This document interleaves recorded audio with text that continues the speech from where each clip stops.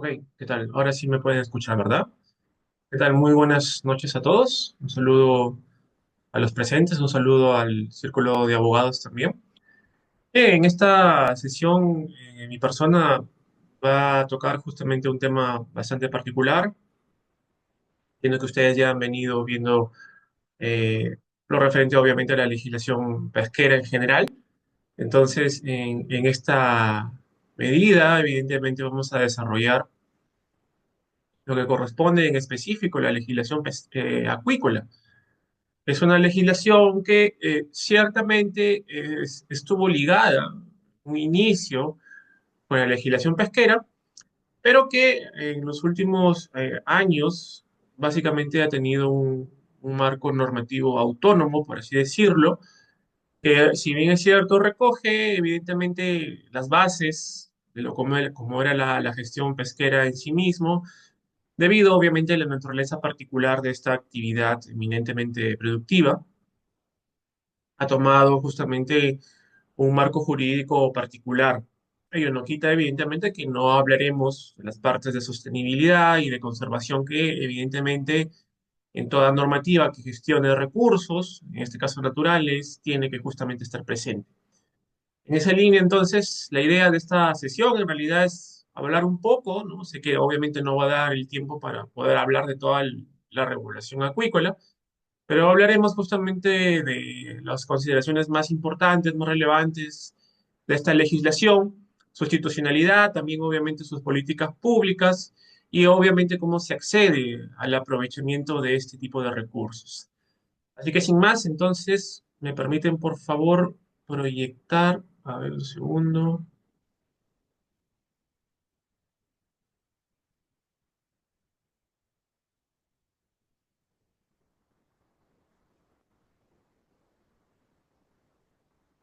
Bien, entiendo que ya se puede apreciar, creo que no. Sí, ya se puede apreciar. Bien, entonces como los mencionaba, ¿no? El logro de la sesión es justamente hablar un poco de la legislación acuícola. Cabe destacar, no sé si han mencionado antes las reglas de juego, pero ustedes siéntanse libre, por favor, de escribir algunas dudas, comentarios que puedan tener a lo largo de la sesión. Y nos vamos a reservar justamente unos minutos al final de estas 2 horas, justamente para poder atender sus consultas. Entonces, por favor, durante todo el la exposición, siéntase libre justamente de escribir lo que crean conveniente respecto a las consultas en el chat. Muy bien, entonces, para empezar, es necesario hablar un poco de la actividad acuícola, ¿no? Eh, Como he mencionado, normativamente estuvo ligada a la legislación pesquera en un momento, estuvo presente justamente en la regulación de la Ley General de Pesca, pero más allá, evidentemente, de hablar del marco normativo, que obviamente entiendo es de relevancia de ustedes, también es un poco importante, es mejor dicho, importante contextualizar la actividad acuícola. A ver, la actividad acuícola por sí misma tiene larga data, no es algo novedoso, no es algo nuevo para la actividad humana. Sabe que se conoce en realidad que incluso, ¿no? En el mundo antiguo, por así decirlo, ¿no?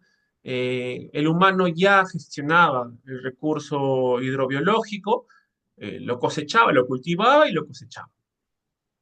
Entonces, evidentemente, estamos hablando de una actividad que ciertamente no es nueva para la civilización humana, siempre estuvo presente. Y evidentemente la connotación que tiene y tuvo y sigue teniendo es que está dada principalmente como una gran alternativa de la provisión de alimentos, ¿ok? Así como en el caso de la agricultura, ¿no? Supuso una revolución para nuestra humanidad, nuestra especie, de ahí donde viene la famosa revolución verde. En el caso de la acuicultura, puede decirse que siguió un camino parecido. Es decir, la idea de que nosotros pasemos de cazadores recolectores a asentarnos en ciudades y cultivar, evidentemente, y estar dependientes, ¿no? De una planta en específico, entiendes, el trigo, entre otros, supuso algo muy similar en el caso de la acuicultura. Por lo tanto, es una fuente de alimentos y ciertamente, y como lo vamos a ver en el marco normativo, supone una de las bases para la seguridad alimentaria. Quien sepa de contexto climático, en efecto, una de las condiciones que está presentándose, ¿no? Como efectos del cambio en sí mismo, del clima o del efecto climático, es que muchas fuentes de alimento van a estar comprometidas, ¿no? Siendo por lo tanto, pues, la acuicultura una gran alternativa en este contexto de cambio climático. Más aún cuando estamos hablando de que muchas veces, ¿no? Va a suponer quizás en unos años una de las principales fuentes de alimento más allá de otras industrias relacionadas a la producción de carne. Entonces, ese es el contexto principal y el enfoque que tenemos que tener en consideración cuando hablemos de la acuicultura. Como vuelvo a reiterar, no va a quitar de que no veamos la parte de conservación o de gestión del recurso, pero en efecto tiene una fuerte connotación y debido a ello, ¿no? Una fuerte connotación respecto a la seguridad alimentaria y debido a ello, evidentemente, pues es una prioridad, ¿no? En el caso de nuestro país, promocionar, ¿no? O sea, ha sido declarada como interés la promoción de esta actividad y por tanto, obviamente, el Estado impulsa políticas públicas para que esto se concretice. Ok, dicho esto, entonces, es importante saber y conceptualizar ahora sí, ¿no? Teniendo este contexto, conceptualizar ahora qué se entiende por acuicultura, ¿no? Queda claro, evidentemente, que el tema de la acuicultura, ¿no? Supone, evidentemente, un manejo por parte del ser humano. Y concretamente, pues, ese manejo se remite particularmente a un recurso denominado hidrobiológico. Este recurso evidentemente parte de un cultivo, ¿no? Que es básicamente pues el inicio de la vida, por así decirlo, de la especie, según sea lo que estamos cultivando a nivel de recurso hidrobiológico, y que evidentemente va a implicar, ¿no?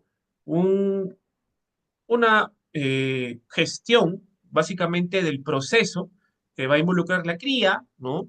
Evidentemente, en este caso, la alimentación. Finalmente, una vez que ya alcance la madurez, para efectos obviamente productivos, ¿no? Va a involucrar justamente la producción en sí misma o la transformación primaria, ¿no? Del recurso para finalmente pues obtener beneficios económicos, ¿no? Como vuelvo a mencionar, esto involucra obviamente el tema alimentario, entre otros, ¿ok?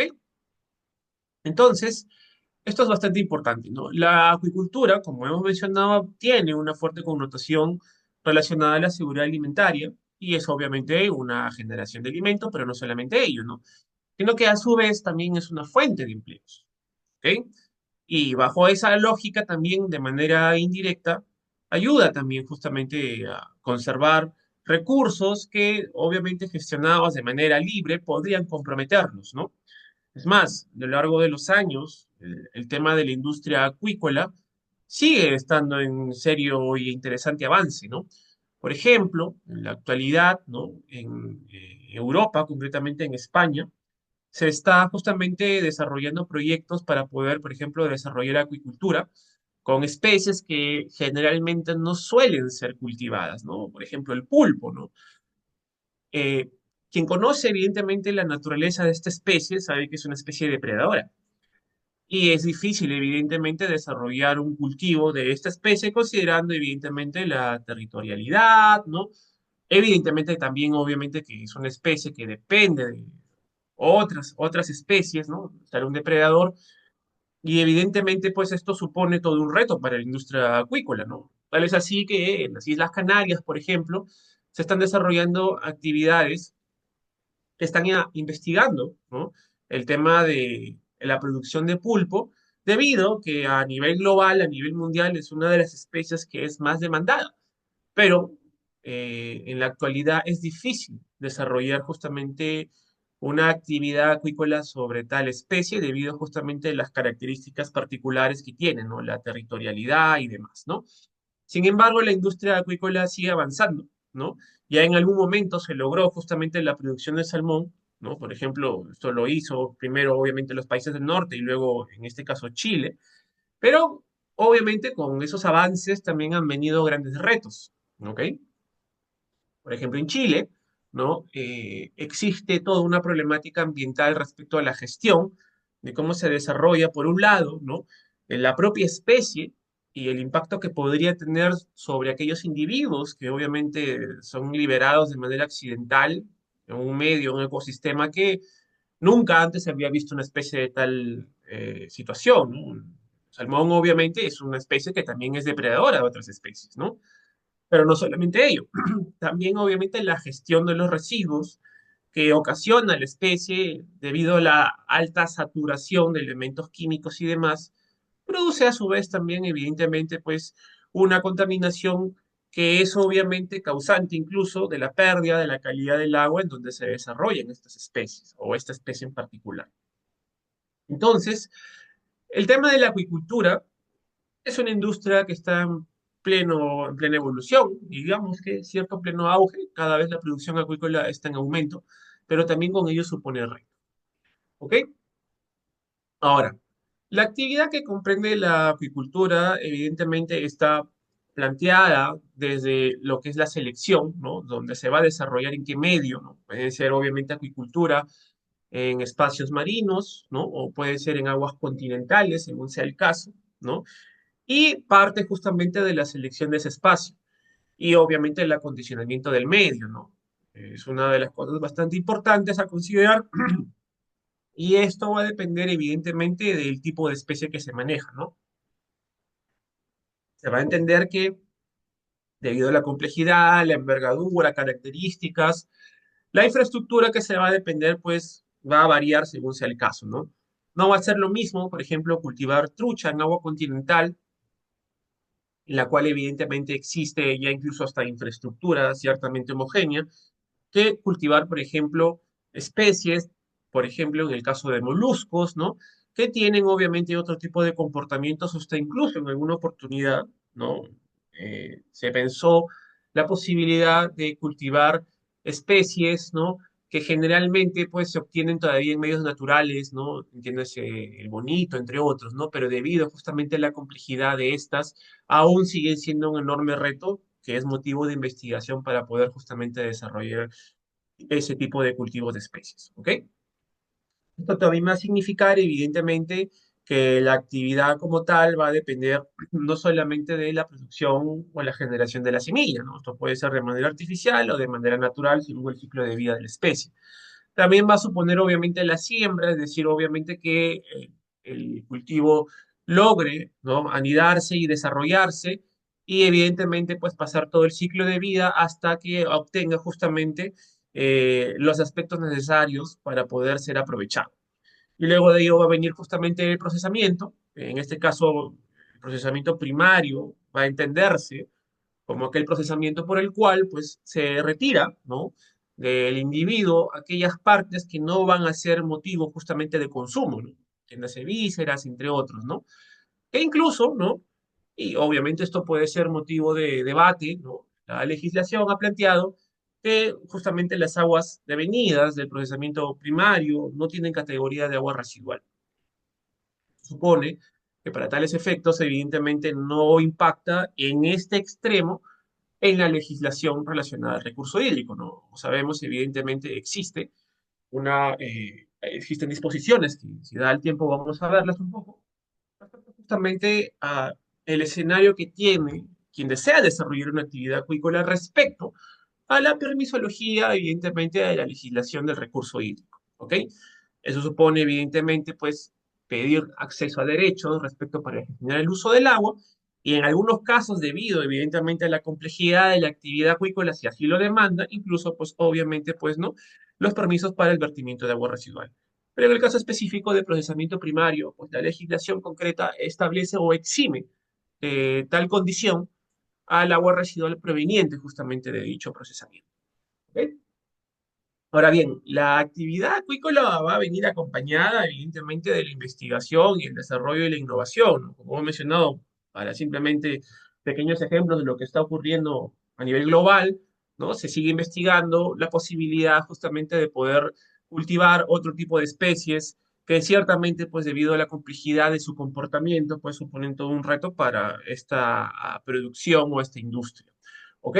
Pero se fomenta justamente ello, ¿no? Entonces, evidentemente, podemos decir que el ciclo de vida productivo de la acuicultura, pues inicia obviamente desde la selección y acondicionamiento del medio y termina justamente con el procesamiento para su comercialización. Cabe destacar también que es un aspecto bastante importante que evidentemente, a diferencia quizás, ¿no?, de otra regulación o otro tipo de regulaciones que gestionan recursos naturales, ¿no?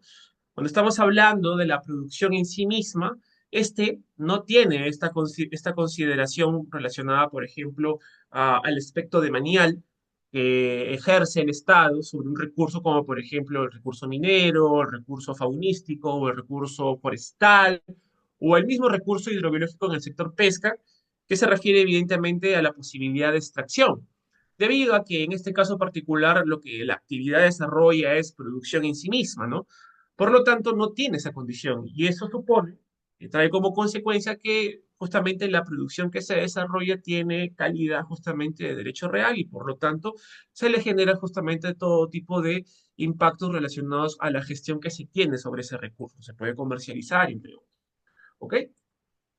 Muy bien.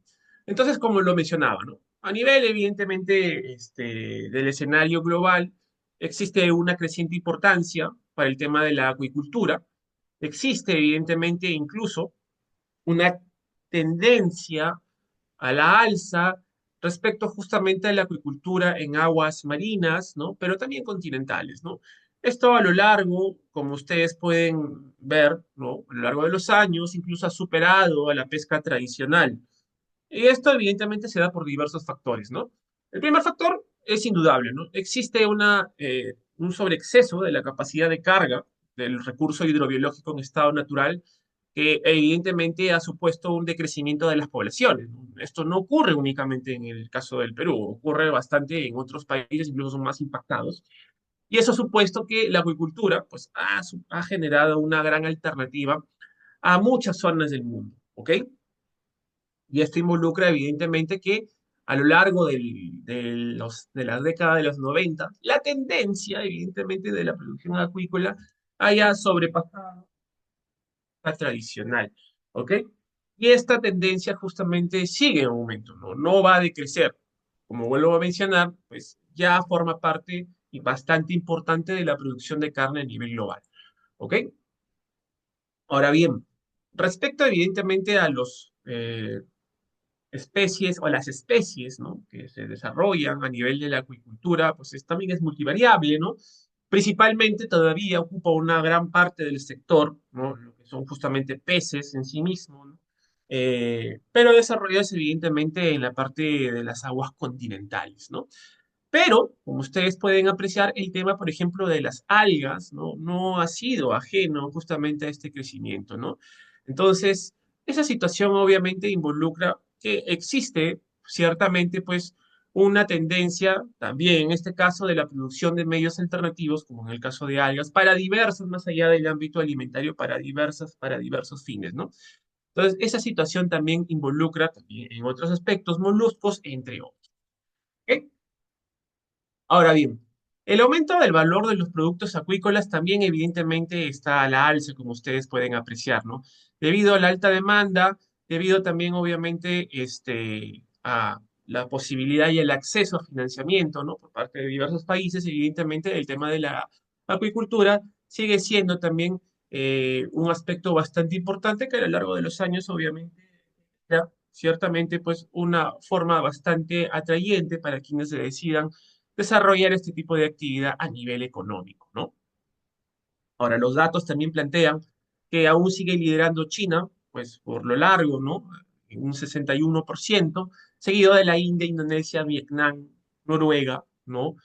Chile y entre otros, ¿no? Evidentemente, debido al caso particular de lo incipiente para términos globales de la actividad acuícola en el Perú, que todavía justamente no tiene esta diversificación, pues no está presente en los datos globales, ¿ok?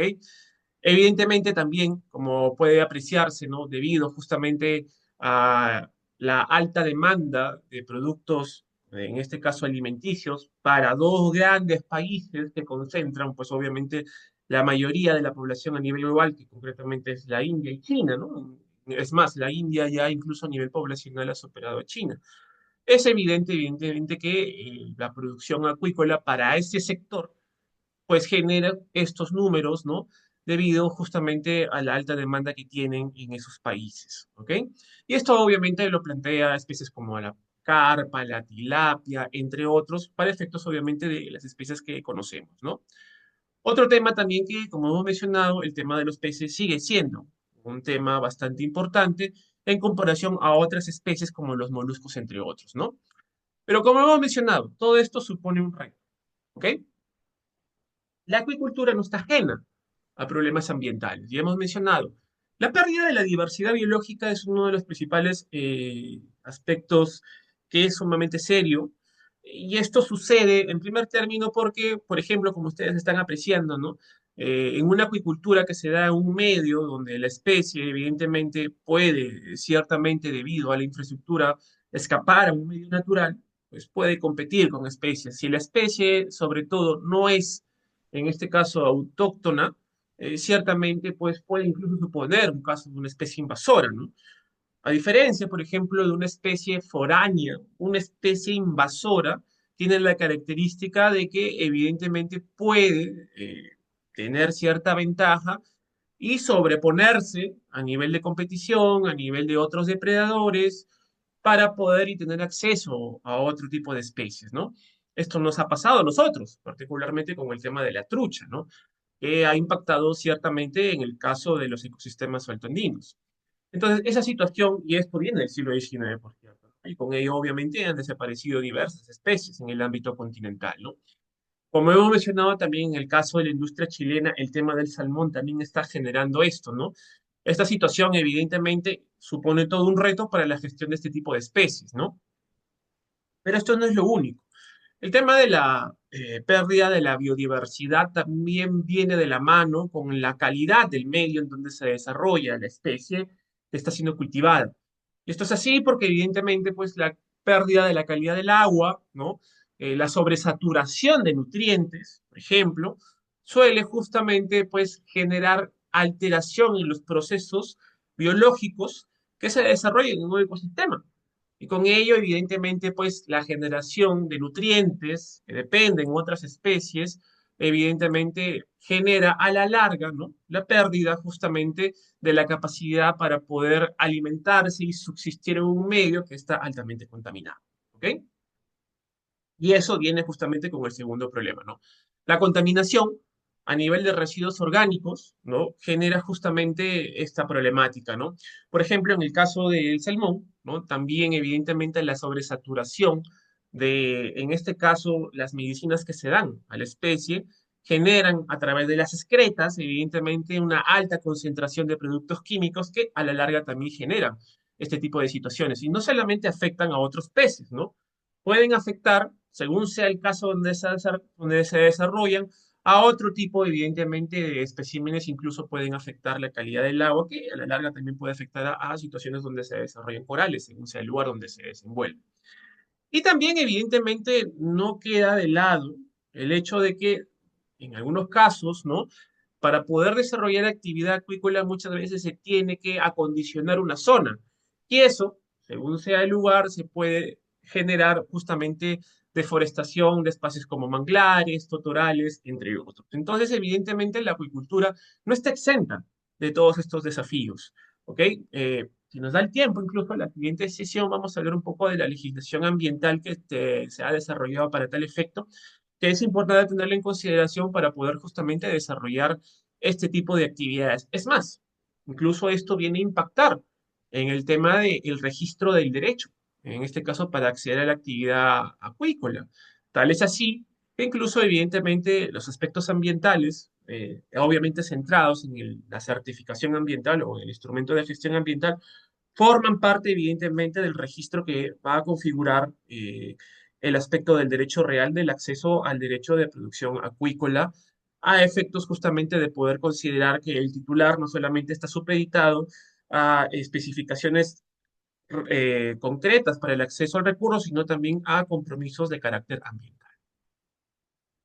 Entonces, básicamente ustedes pueden ver cómo puede suponer justamente esta afectación a nivel del medio en donde se desarrolla. ¿Ok?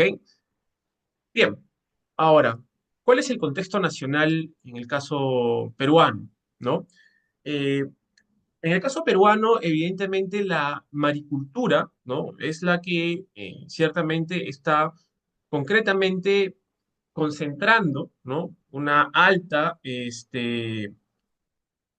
por porcentaje, proporcionalidad de actividad que se desarrolla en el ámbito justamente de lo que es los aspectos de AREL, AMIPE, AJIMIPE, ¿no? Que básicamente es el acceso, ¿no? Donde se desarrolla los estratos de la actividad acuícola, ¿ok? Concretamente a nivel de permisología, a nivel de maricultura, como ustedes ven, a nivel justamente de derechos es quien concentra la mayoría justamente de acceso, y en este caso particular, pues la mayor parte de esto se lo lleva a la acuicultura de micro y pequeña empresa, ¿no? En este año, bueno, el año pasado, perdón, incluso ha habido un cambio normativo en el cual ha habido un acceso, ¿no? Para el caso de la agricultura de recursos limitados a través de la asociatividad. Antes de ese cambio, pues se permitía justamente el acceso a esta actividad a través de personas naturales, ¿ok? Y ese cambio justamente ya se ha producido el año pasado, lo cual significa que es una forma de impulsar también la asociatividad para pequeños productores justamente que quieran acceder a este tipo de actividad en ámbitos acuícolas. ¿Ok? Entonces, la acuicultura, principalmente en el caso peruano, si bien es cierto, se concentra en el aspecto de la maricultura, aún contiene ciertamente pues una gran proporción de pequeños productores, ¿no? Tal es así que, como ustedes pueden apreciar, se concentra en particular en la acuicultura de recursos limitados, ¿ok? Y esta básicamente es una de las tendencias que no solamente se concentra en el ámbito acuícola. Me imagino que ustedes han podido también ver lo similar que se desarrolla en el ámbito de la pesca artesanal. Incluso podemos atrevernos a decir que también en otras actividades, las actividades productivas generalmente se concentran justamente en pequeños productores que desarrollan esta actividad aún de manera incipiente. Entonces, esa es una de las cosas que supone todo un reto para el caso del país de fomentarlo y sobre todo generar la asociatividad que impulse obviamente pues mayor alcance a financiamiento, mayor alcance y versatilidad a fuentes de inversión y sobre todo pues a la larga mayor producción y con ello obviamente más generación de empleo y con ello también aseguramiento de la producción, en este caso de alimentación para la seguridad alimentaria en el caso del país. ¿Ok? Ahora, ¿cuáles son las actividades, o mejor dicho, cuáles son las especies que principalmente se suelen producir o cultivar? Bueno, en el caso básicamente continental, está, por ejemplo, la trucha arcoíris, la tilapia, el paiche, por ejemplo, que también ha sido altamente pues, producido en los últimos años, ¿no? El sábalo, la gamita, el paco. Estos últimos, la pacatona, estas especies que obviamente son de procedencia amazónica, recién están siendo obviamente motivo, evidentemente, de producción. Lo sigue liderando aún pues el tema de la trucha y demás, ¿no? Existen, esto por cierto son fuentes de la política de la acuicultura, existe una potencialidad de otras especies como la doncella, el dorado, el zúngaro, que aún justamente requieren un impulso para una producción, pues evidentemente sostenible en el tiempo, que obviamente permita tener un acceso directo por parte del mercado. ¿Ok? Entonces, como hemos mencionado, pues la trucha sigue siendo la principal especie aprovechada en el caso peruano, seguido en este caso del langostino, la concha de abanico, y en menor medida tilapia, paco y otros. ¿Ok? Este es básicamente el escenario. Se entiende evidentemente que aún sigue siendo la acuicultura en ámbito continental respecto a la trucha uno de los aspectos más relevantes, ¿no? Ustedes pueden ver incluso justamente el nivel de producción, lo lidera en este caso Puno, ¿no? Pero también obviamente lo lidera en el norte por el tema de la maricultura, concretamente pues en el caso de Tumbes y también ciertamente Piura. ¿Ok? Bien. Ahora, no queda de lado el tema de que la producción no es únicamente para consumo interno, ¿no? Como ustedes pueden ver, también existe ciertamente mercados bastante atractivos que el Perú obviamente ya viene exportando, sobre todo evidentemente el tema de trucha y tilapia, ¿no? Se exporta a países europeos, a Estados Unidos, Australia, Nueva Zelanda, según sea el caso, ¿no? Y evidentemente, pues esto supone también un acceso bastante interesante para quien desea desarrollar actividad acuícola para efectos obviamente de la producción y de al acceso al tema económico. ¿Ok? Ahora, como hemos mencionado, en el caso de la acuicultura, tiene, en caso particular, una política nacional. Esta política en realidad tiene ya 2 años particularmente, ¿no? Se estableció a razón del Decreto Supremo 01/2023 produce. Esta política pública en realidad se ha alineado a a las políticas generales del Estado, que tienen justamente una meta al 2030 de cumplir justamente los aspectos relevantes que se plantean, ¿no? Como toda política pública se entiende que es justamente una guía de actuación del Estado que va a suponer, según los indicadores, según las responsabilidades que tiene el Estado, cumplir ciertas metas, ¿no? Que evidentemente a lo largo de los años, teniendo en este caso el deadline 2030, deben desarrollarse. ¿Ok? La política, como toda política pública, no solamente plantea metas específicas, sino que también plantea justamente una proyección tanto institucional como normativa y de herramientas técnicas que se requieren para poder fomentar la acuicultura, ¿no? A lo largo justamente del país. ¿Ok? Eh, en este caso particular, la política nacional de acuicultura se alinea también a su vez a las políticas propias del sector producción, pero también se alinean a otro tipo de políticas como por ejemplo la diversidad biológica, la ambiental, que ciertamente están bastante ligadas justamente a estos retos que hemos mencionado respecto a la actividad. Ahora, uno de los aspectos relevantes que también vale la pena mencionar es que toda política pública en la actualidad plantea su desarrollo en base justamente a un problema público, que es una situación evidentemente vigente que no desea seguir existiendo, ¿no? Y se plantea con ello una situación futura deseada. Pero exactamente, ¿qué es la problemática que ha detectado a nivel de política pública? Bueno, teniendo en consideración lo que ya hemos visto a nivel de cifras, y evidentemente que la mayoría o la gran parte de la actividad se concentra justamente en pequeños productores, ¿no? Esto resta evidentemente competitividad, ¿no? A nivel de la cadena de valor, porque obviamente pues al no tener formas asociativas, pues, no se accede a adecuada inversión, no se innova, sobre todo eso es bastante importante, y evidentemente los costos no se reducen. Esta situación obviamente ha sido plenamente identificada por la Política Nacional de Acuicultura, planteándose justamente en primer término, ¿no? La baja diversificación y sofisticación de las cadenas de valor y tecnologías que se emplean en el sector, pero también obviamente involucra la baja y frágil contribución a nivel de la seguridad alimentaria y calidad de vida, debido a que a pesar de ser obviamente una fuente bastante importante para la seguridad alimentaria, pues a efectos globales el país todavía tiene una industria acuícola bastante incipiente. Y esto evidentemente viene de la mano con una escasa oferta dirigida justamente en los mercados nacionales y extranjeros. Eh, el hecho de que exista, en primer término, una cierta producción homogénea, ¿no? Compuesta por, en este caso, trucha, casi más del 60% de la producción acuícola, genera obviamente un claro indicador de que en este caso, pues el acceso al mercado del recurso parte por la idea, primero, de bajo conocimiento que se tiene de producción acuícola, pero también el consumidor. En efecto, pues no tiene ciertamente la posibilidad de acceder a otro tipo de fuentes de alimentos porque evidentemente la industria acuícola pues no lo desarrolla. ¿Ok? Ahora bien, eso viene de la mano justamente con el bajo crecimiento del potencial de sostenibilidad a lo largo del desarrollo de la actividad y hace que ciertamente pues la actividad, como hemos mencionado, sea pues aún incipiente, ¿no? Como lo menciona el mismo estrato de recursos netamente limitados. ¿Ok? Y eso supone que el impacto, obviamente, en el desarrollo acuícola, pues es menor. Si bien es cierto, ha habido avances a lo largo de los años, ¿no? Sobre todo incluso a nivel comunal, muchas comunidades evidentemente han planteado la posibilidad de desarrollar producción acuícola, pero lastimosamente estos proyectos siempre devienen en la producción de trucha, ¿no?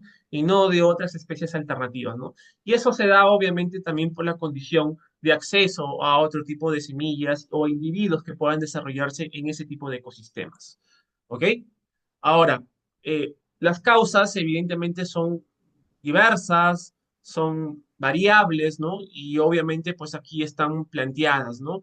Una de las cosas que, por ejemplo, llama la atención de la política es obviamente la gran carencia, ¿no? De producción, que no debería ser así, pero es lo que ocurre, la gran carencia de producción acuícola en el sector amazónico, ¿no?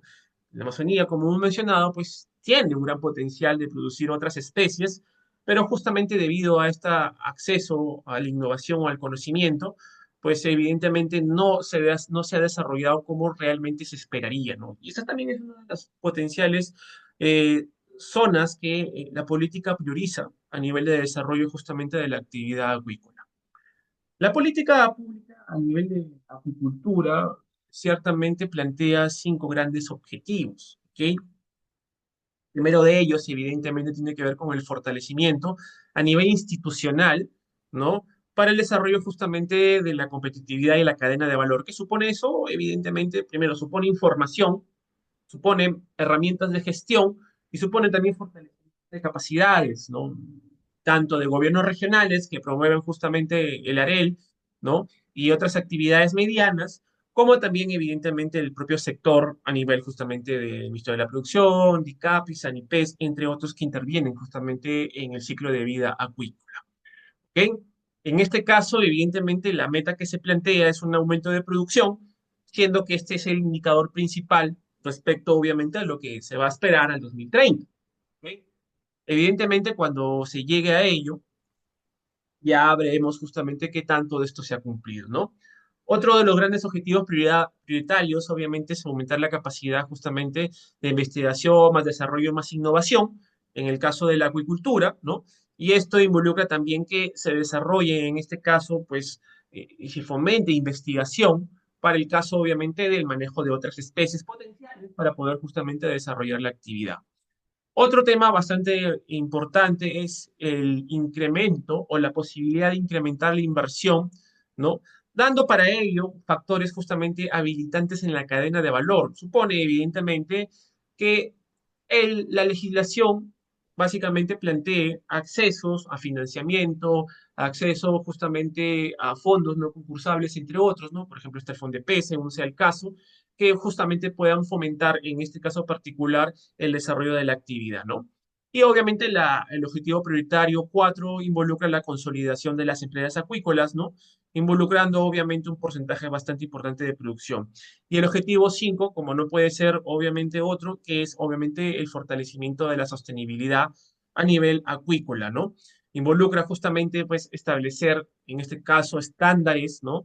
Que generen en este caso una mayor eficiencia de la producción con obviamente un ingreso, ¿no? Sostenido en el tiempo y con ello también una buena implicancia para efectos ambientales y sociales de esta actividad.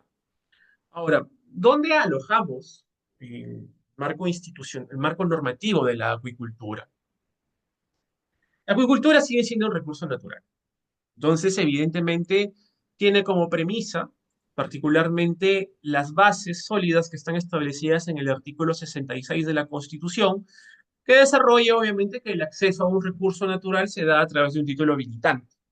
Bajo esa línea, a su vez, pues plantea el desarrollo de ese artículo 66, que concretamente pues es la Ley Orgánica de Aprovechamiento Sostenible de los Recursos Naturales, que dispone, pues obviamente, que el acceso a ese recurso, si bien es cierto, se da a través de un título habilitante que plantea la norma especial, así lo dispone la Ley Orgánica, también evidentemente plantea el pago de un derecho, el acceso también al mismo, pero con ello obviamente las implicancias que deben tener para la continuidad de la actividad en el cumplimiento del marco normativo sectorial que corresponda, ¿no?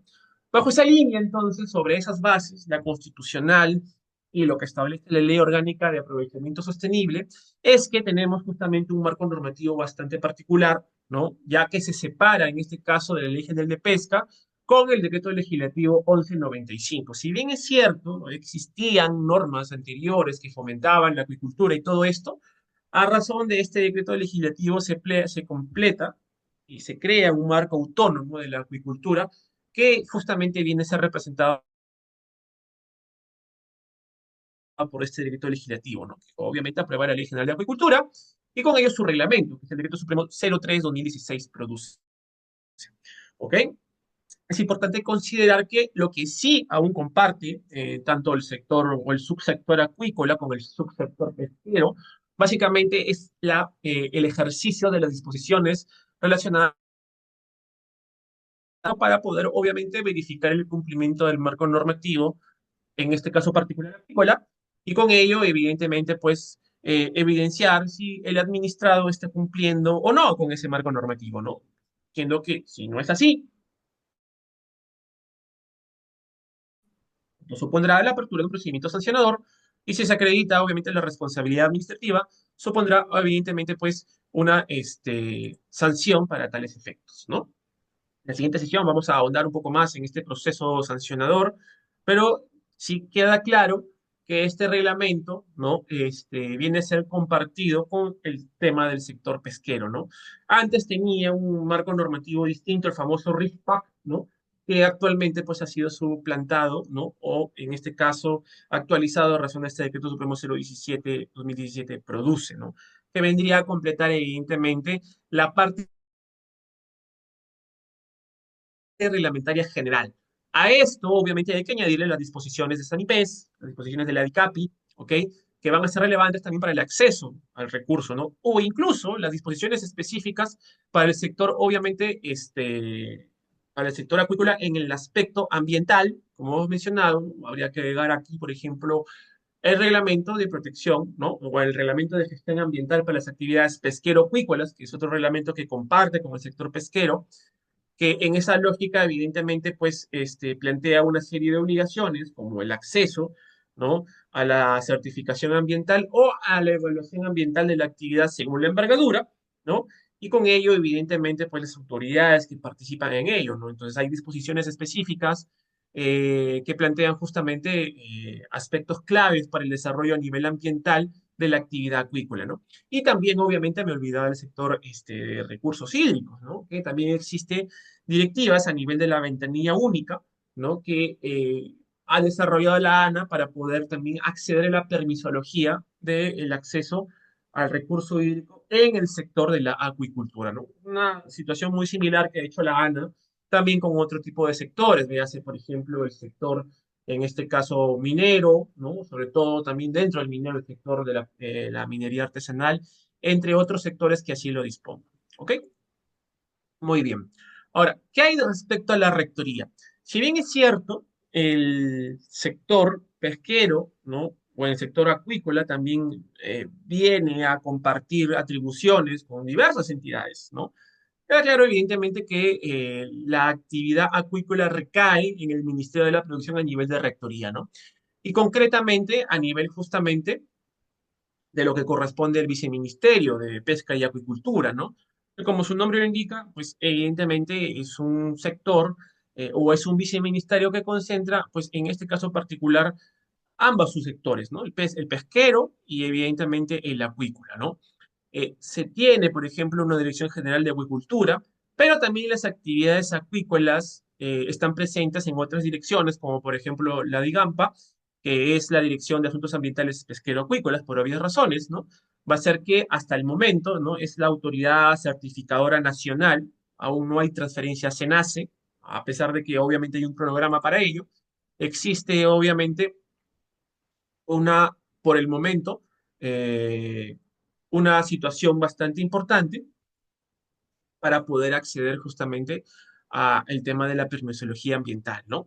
Y también, evidentemente, existe en este caso particular, ¿no? Una dirección en este caso, de aspectos regulatorios, ¿no? De política y análisis regulatorio en el sector también pesca y acuicultura, ¿no? Esta dirección básicamente es la que desarrolla, ¿no? Y propone marcos normativos específicos, ¿no? Que luego van a ser aprobados por el sector eh,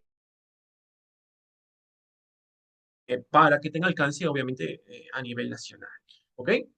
Entonces, concretamente, las funciones del Ministerio de la Producción incluso están presentes en la misma, en la misma Ley General de Acuicultura, y eso involucra, obviamente, potencialidades relacionadas justamente a En este caso, quien dirige, ¿no?, la política pública, que obviamente va a ser el Ministerio de la Producción, va a desarrollar justamente la política nacional a nivel de acuicultura, va a apoyar técnicamente también a los gobiernos regionales, ¿no? Si ustedes pueden apreciar, por ejemplo, en los planes anuales de transferencia de competencias, el sector aprueba cada año, ¿no?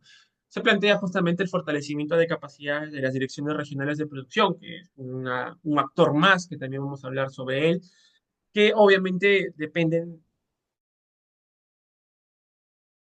de justamente la permisología que se quiere acceder para el recurso acuícola que se quiere hacer en las actividades de área de la GENIP, entre otros, ¿ok?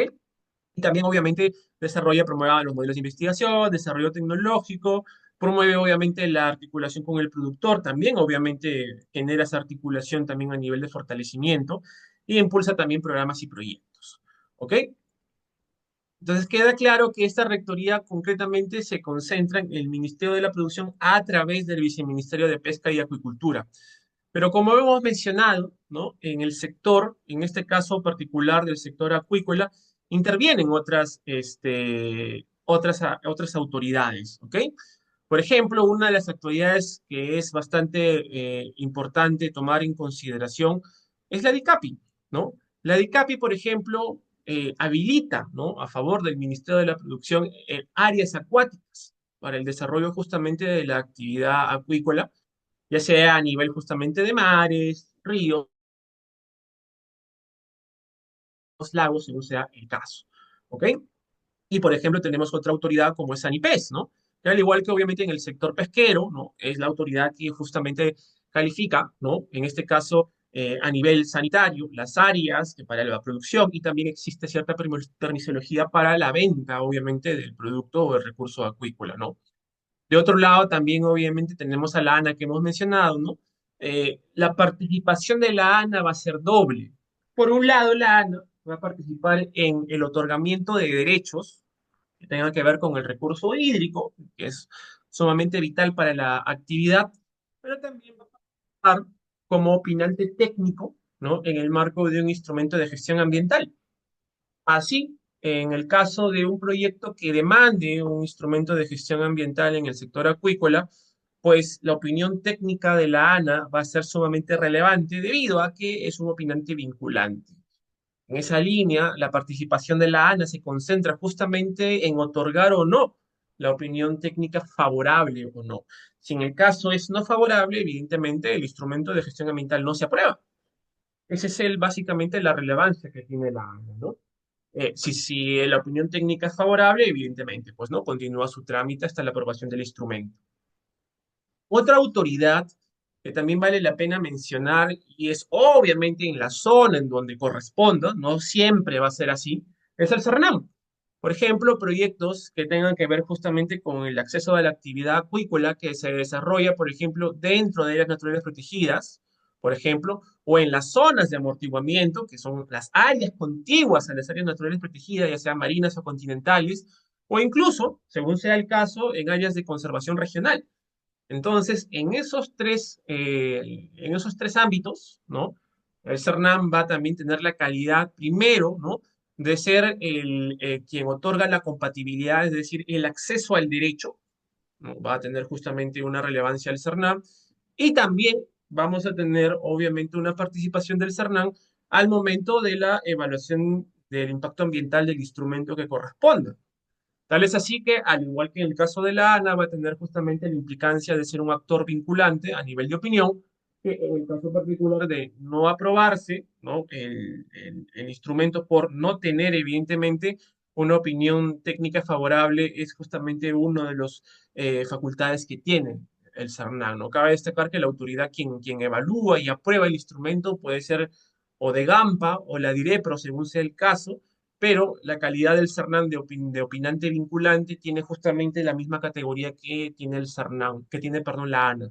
En este caso, ambas entidades justamente tienen esa potestad, pero no siempre el CERNAM va a participar, va a depender justamente en dónde se desarrolle, en este caso particular, la actividad acuícola. ¿Ok? Entonces, a ello, evidentemente, hay otras autoridades, ¿no? Por ejemplo, podemos agregar a la OEFA, que también evidentemente es una autoridad bastante importante. Eh, por ejemplo, ellos, ¿no? En este caso, realizan la fiscalización de la acuicultura a gran escala que se desarrolla y que también evidentemente pues, tiene implicancias ambientales. Concretamente, el CERNA, el OEFA va a supervisar ese instrumento que sea aprobado para esas actividades de gran escala, ¿no? Que obviamente no son muchas en comparación con los datos que hemos visto, ¿no? Hará lo suyo, lo propio, obviamente, el gobierno regional, ¿no? El gobierno regional, en este caso, también vendría a ser, ¿no? La otra gran autoridad que va a participar, sobre todo, en la acuicultura de recursos limitados y la mediana. Y en esa lógica, el gobierno regional, a través de o sus gerencias regionales o sus direcciones regionales de la producción, de acuerdo a su estructura orgánica de cada gobierno regional, van a hacer las veces justamente de autoridad en el sector acuícola o de la acuicultura, que van a suponer justamente primero el acceso a derechos, ¿no? En este caso de acuícolas, y también evidentemente el caso de la aprobación de un instrumento ambiental, si así corresponda. Y a su vez también van a ser las veces de autoridades supervisoras, ¿no? Quienes obviamente en el marco de sus competencias van a aperturar procedimientos sancionadores si así obviamente corresponda. Ahora, la misma ley de acuicultura plantea unas bases a nivel de principios bastante relevantes, ¿no? Al igual que, por ejemplo, en el sector pesquero, tiene principios bases de la legislación, en el sector acuícola también tiene principios bases, ¿no? Es importante tener en consideración esto, para efectos evidentemente de, ya sea en un trámite administrativo o ya sea en el marco de un procedimiento sancionador, si así es importante, debido a que los principios, al ser mandatos de optimización, justamente encaminan la adecuada aplicación del marco normativo. Y en esa línea particular, pues, es importante tenerlo en consideración, ¿no? Uno de los primeros principios que suele ser sumamente relevante es el principio de sostenibilidad, que está presente obviamente en la Ley General de Acuicultura. En esa lógica, se plantea que, por ejemplo, el Estado promueve este desarrollo sostenible de la acuicultura, evidentemente en armonía con la conservación del recurso, el ambiente, ¿no? Considerando obviamente primero la satisfacción de necesidades sociales, pero también económicas a la población justamente que se desarrolla o se dedica a esta actividad o se beneficia de esta actividad, ¿ok? Bajo esa línea, evidentemente, el principio de sostenibilidad planteado acá no dista mucho de otros ámbitos particulares que abordan la sostenibilidad, ¿no? La famosa triada, es decir, ambiente, sociedad y economía, está presente evidentemente a nivel de este principio. Pero también es sumamente relevante mencionar que en el desarrollo de la producción normativa del sector acuícola, se tiene sobre la base justamente de esta idea el desarrollo normativo teniendo en consideración los aspectos sociales, los aspectos que tendría que ver con el tema justamente de quién desarrolla la actividad, ¿no?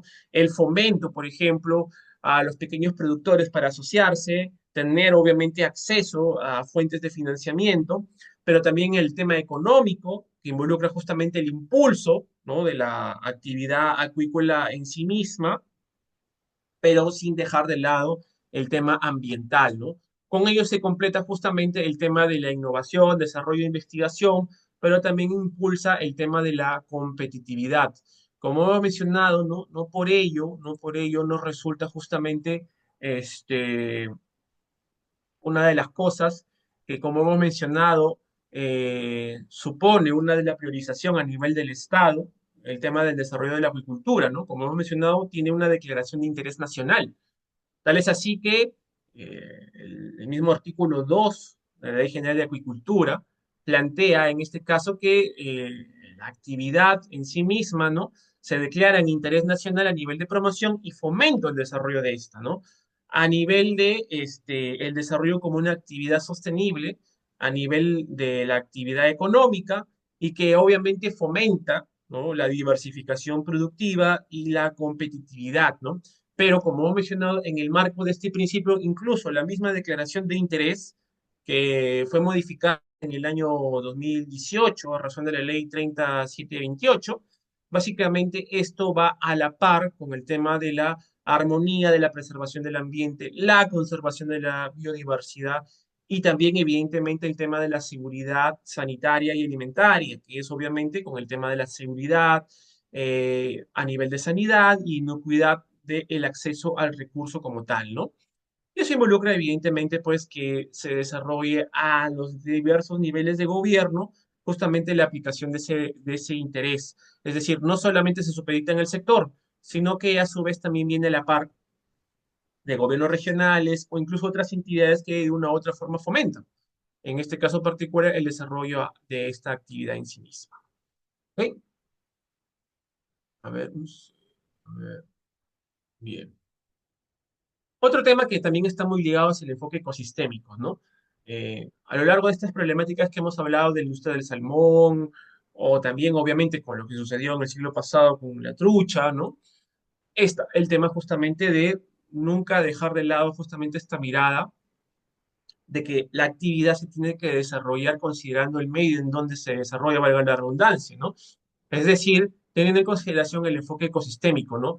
Y se considera en este caso no solamente el tema de biodiversidad, el tema de donde se desarrolla la actividad en sí mismo, sino también teniendo en consideración la dimensión social, institucional, que también garantice, por ejemplo, la participación de los actores locales, ¿no? Sobre todo cuando se trata de grandes actividades, ¿no? Y que ciertamente pues involucra bajo esa línea, ¿no? Tener una capacidad, ¿no? Que por un lado fomente el desarrollo sostenible, sí, pero también se dé con equidad y con también la posibilidad, ¿no? De promover la capacidad de recuperación de los sistemas socioecológicos que están interconectados en esto, ¿no?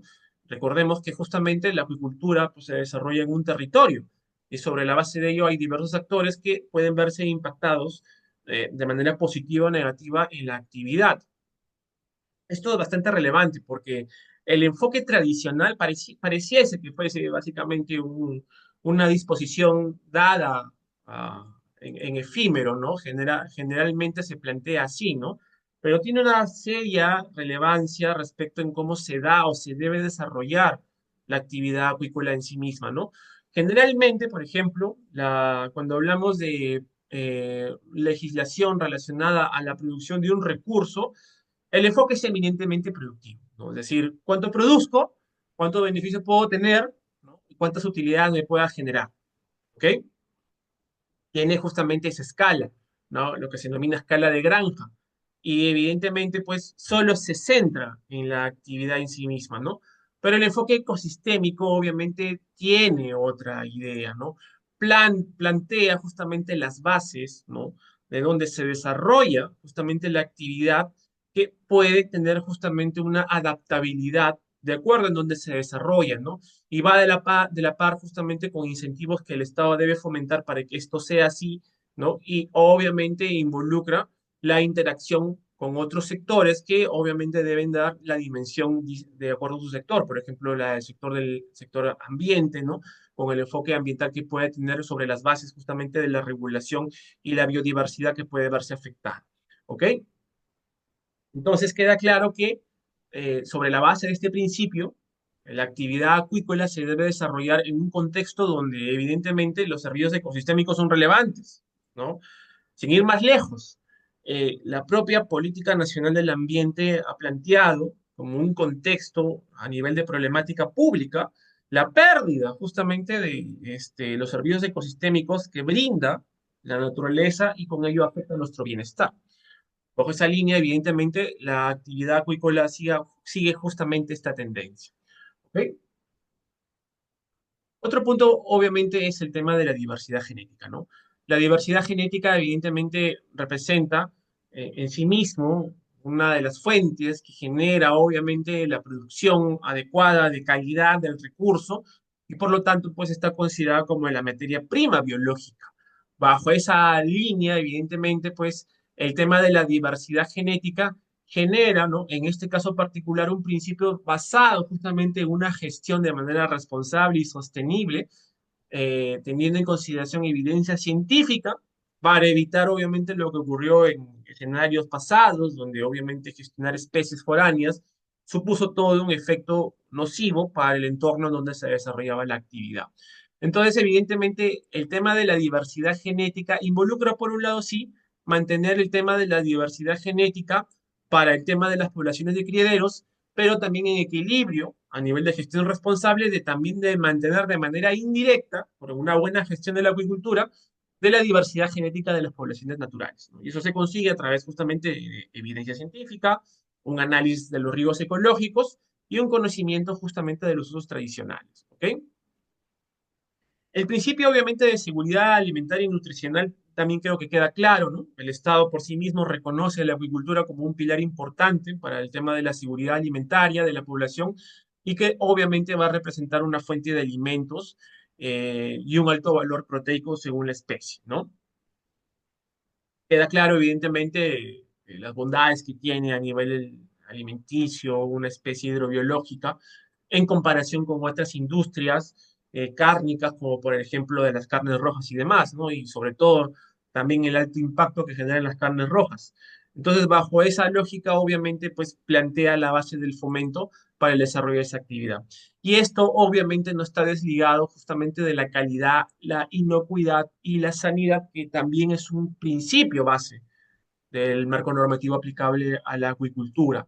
Y en esa lógica, evidentemente, plantea que estas actividades se tienen que desarrollar en ambientes de cultivo que, a un lado, obviamente van a propiciar la sanidad de la especie, en donde la cual obviamente va a ser criada y producida, y con ello, evidentemente, va a fomentar la sanidad animal y la calidad y sobre todo la inocuidad de producción. El producto avícola que va a ser, obviamente, en este caso, consumido o producido. ¿Ok? Entonces, este principio básicamente plantea dos escenarios bastante importantes. Uno, la sanidad acuícola en sí mismo, que involucra un conjunto de prácticas encaminadas a la prevención, diagnóstico y control de enfermedades de los peces, ¿no? Así como la prevención, ¿no? de estas enfermedades que se desarrollen.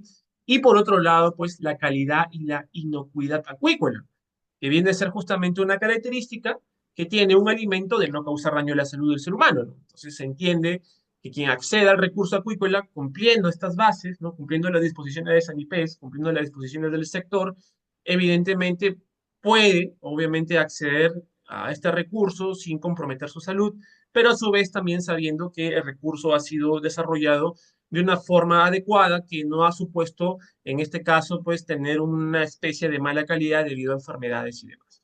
¿Ok?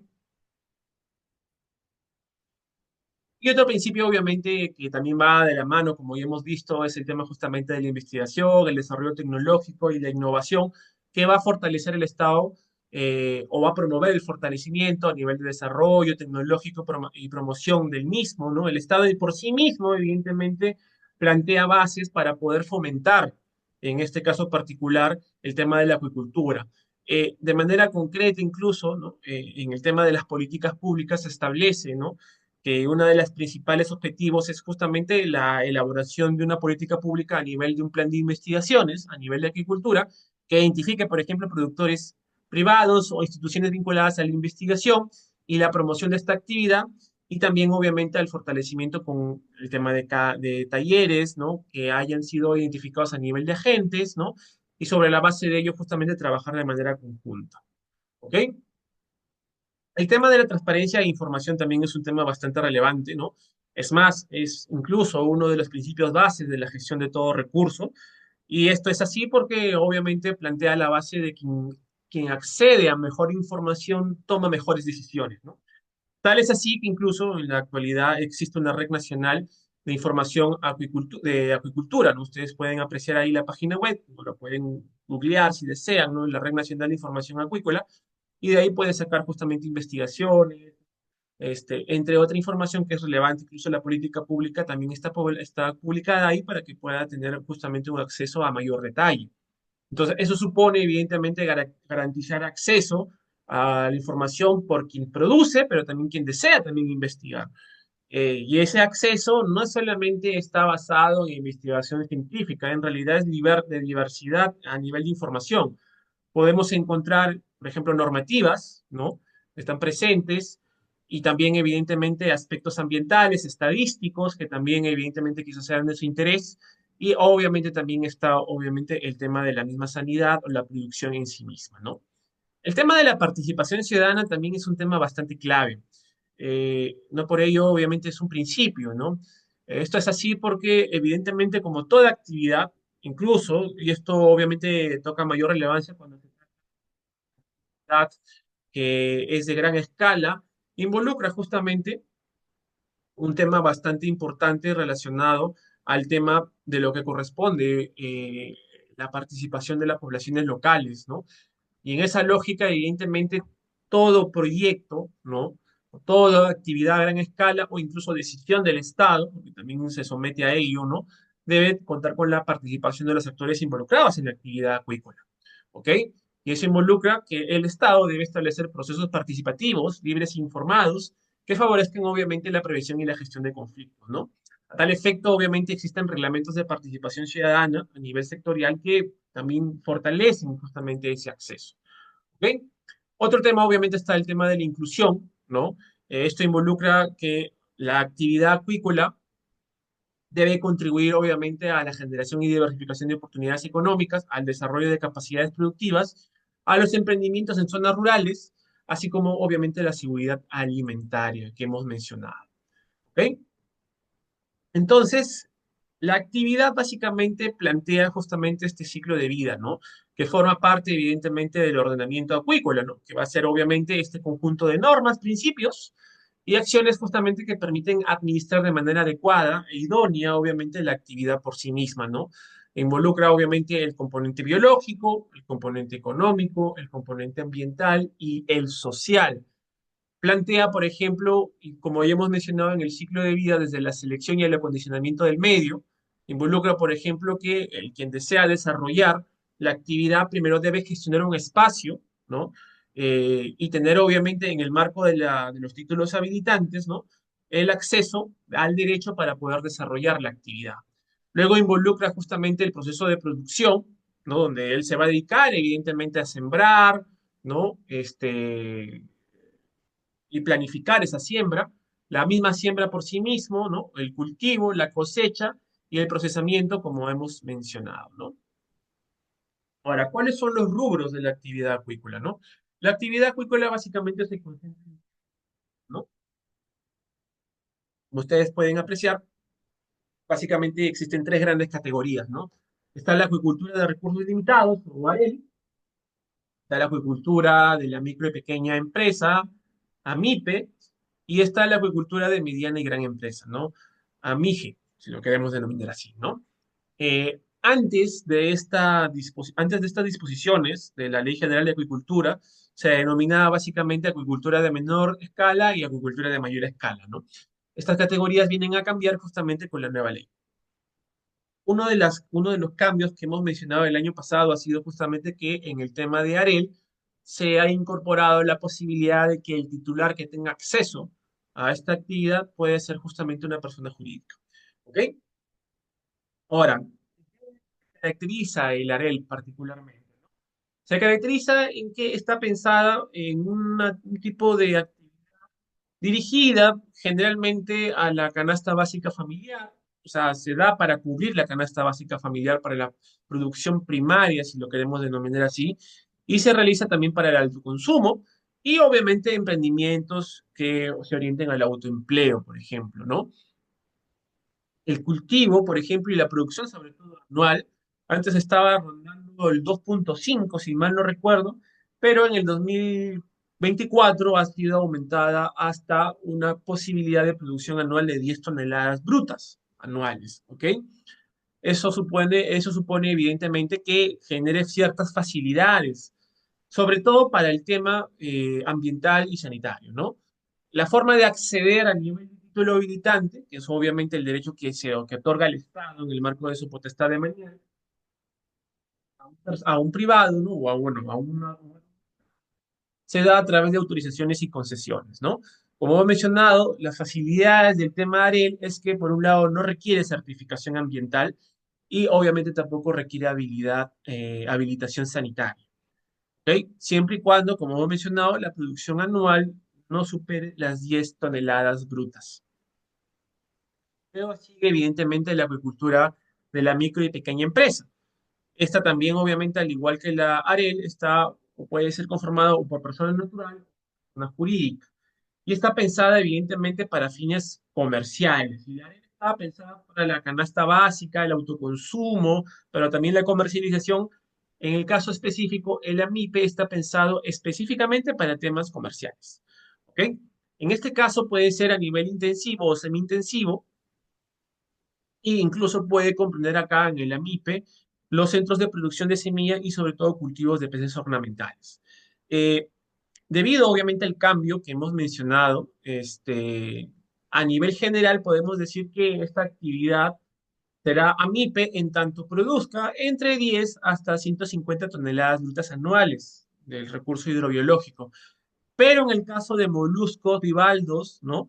En este caso en específico de esta familia, va a representar justamente hasta 1.210 toneladas de producción anual, según sea, si es que el productor se dedica en específico justamente a la producción de moluscos bivaldos, ¿ok? Obviamente el título habilitante sigue siendo autorización o concesión. En este caso particular sí requiere de un instrumento de gestión ambiental. En particular requiere de una guía. Está pensado evidentemente para actividades que desarrollan impacto ambiental negativo, denominado como leve, ¿ok? En la escala de la jerarquía de mitigación y del impacto ambiental, la escala leve vendría a ser la menor, ¿no? Pasada por la moderada y obviamente la alta, ¿no? Entonces, bajo esa lógica, la DIA es el instrumento que exige justamente a la MIPE, ¿no? Si va a requerir habilitación sanitaria. Y finalmente está la agricultura de mediana y gran escala. En este caso, evidentemente, también está pensada para fines comerciales, ¿no? Puede ser natural o jurídica, y obviamente pueden ser cultivos a nivel semi o intensivos, ¿no? Y tiene justamente la misma lógica anterior, ¿no? En este caso particular, parte desde las 150 toneladas brutas en el año, y si es para moluscos bivaldos, pues puede ser hasta 1.210. ¿Ok? En este caso particular, el momento que se requiere es justamente un estudio de impacto ambiental semidetallado.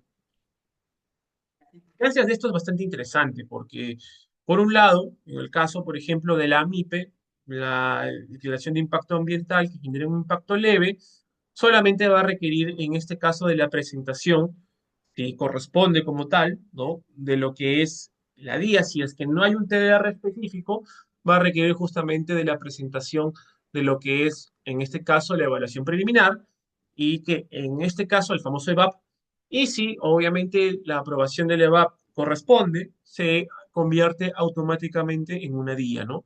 En el caso, por ejemplo, de un estudio de impacto ambiental semidetallado, no ocurre así. En un estudio de impacto ambiental, en este caso en particular, el titular de la actividad de la acuicultura mediana y gran empresa, ¿no? Si desea desarrollar una actividad de esta índole, va a tener que primero presentar, según el TDR, ¿no? El formato específico, o si no lo hay, va a tener que presentar una propuesta y finalmente el sector va a aprobar unos TDRs, ¿no? Donde ahí recién va a tener que elaborar el estudio ambiental respectivo, ¿no? También es lógico mencionar que entre la DIA y el IASD, obviamente las implicancias de la complejidad del desarrollo de este instrumento van a ser distintas, ¿no? Mientras que en la DIA, evidentemente, va a suponer particularmente tener disposiciones bastante genéricas, ¿no? En el caso de, sin considerar evidentemente el tema de línea base y demás, en el caso del estudio de impacto ambiental semi-detallado va a suponer incluso que haya planes más específicos con cierta rigurosidad distinta a la de la DIA. ¿Ok? Otro punto bastante importante es el tema del catastro, ¿no?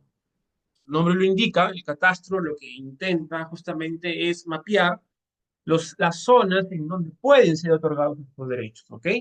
Y básicamente, pues en el caso nacional se cuenta con un catastro acuícola y está compuesto evidentemente a través de una herramienta que va a brindar información geográfica sobre los derechos que ya existen, ¿no? Las situaciones de las áreas que pueden ser otorgadas por estar libres, ¿no?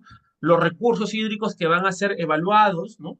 También la posibilidad de existencia de bancos naturales de material biológico, zonas de pesca, áreas que son de reserva para efectos obviamente del interés del desarrollo de la acuicultura, se involucra obviamente investigación del sector y evidentemente pues ese catastro, al igual que otros catastros, va a tener que ser actualizado constantemente, ¿no? ¿Quién se carga de este catastro? básicamente el produce, ¿no? El produce obviamente va a administrarlo y va a actualizarlo, pero se alimenta a su vez de la información que provee los gobiernos regionales, ¿no? Otras instituciones públicas y también privadas en el marco justamente de sus responsabilidades.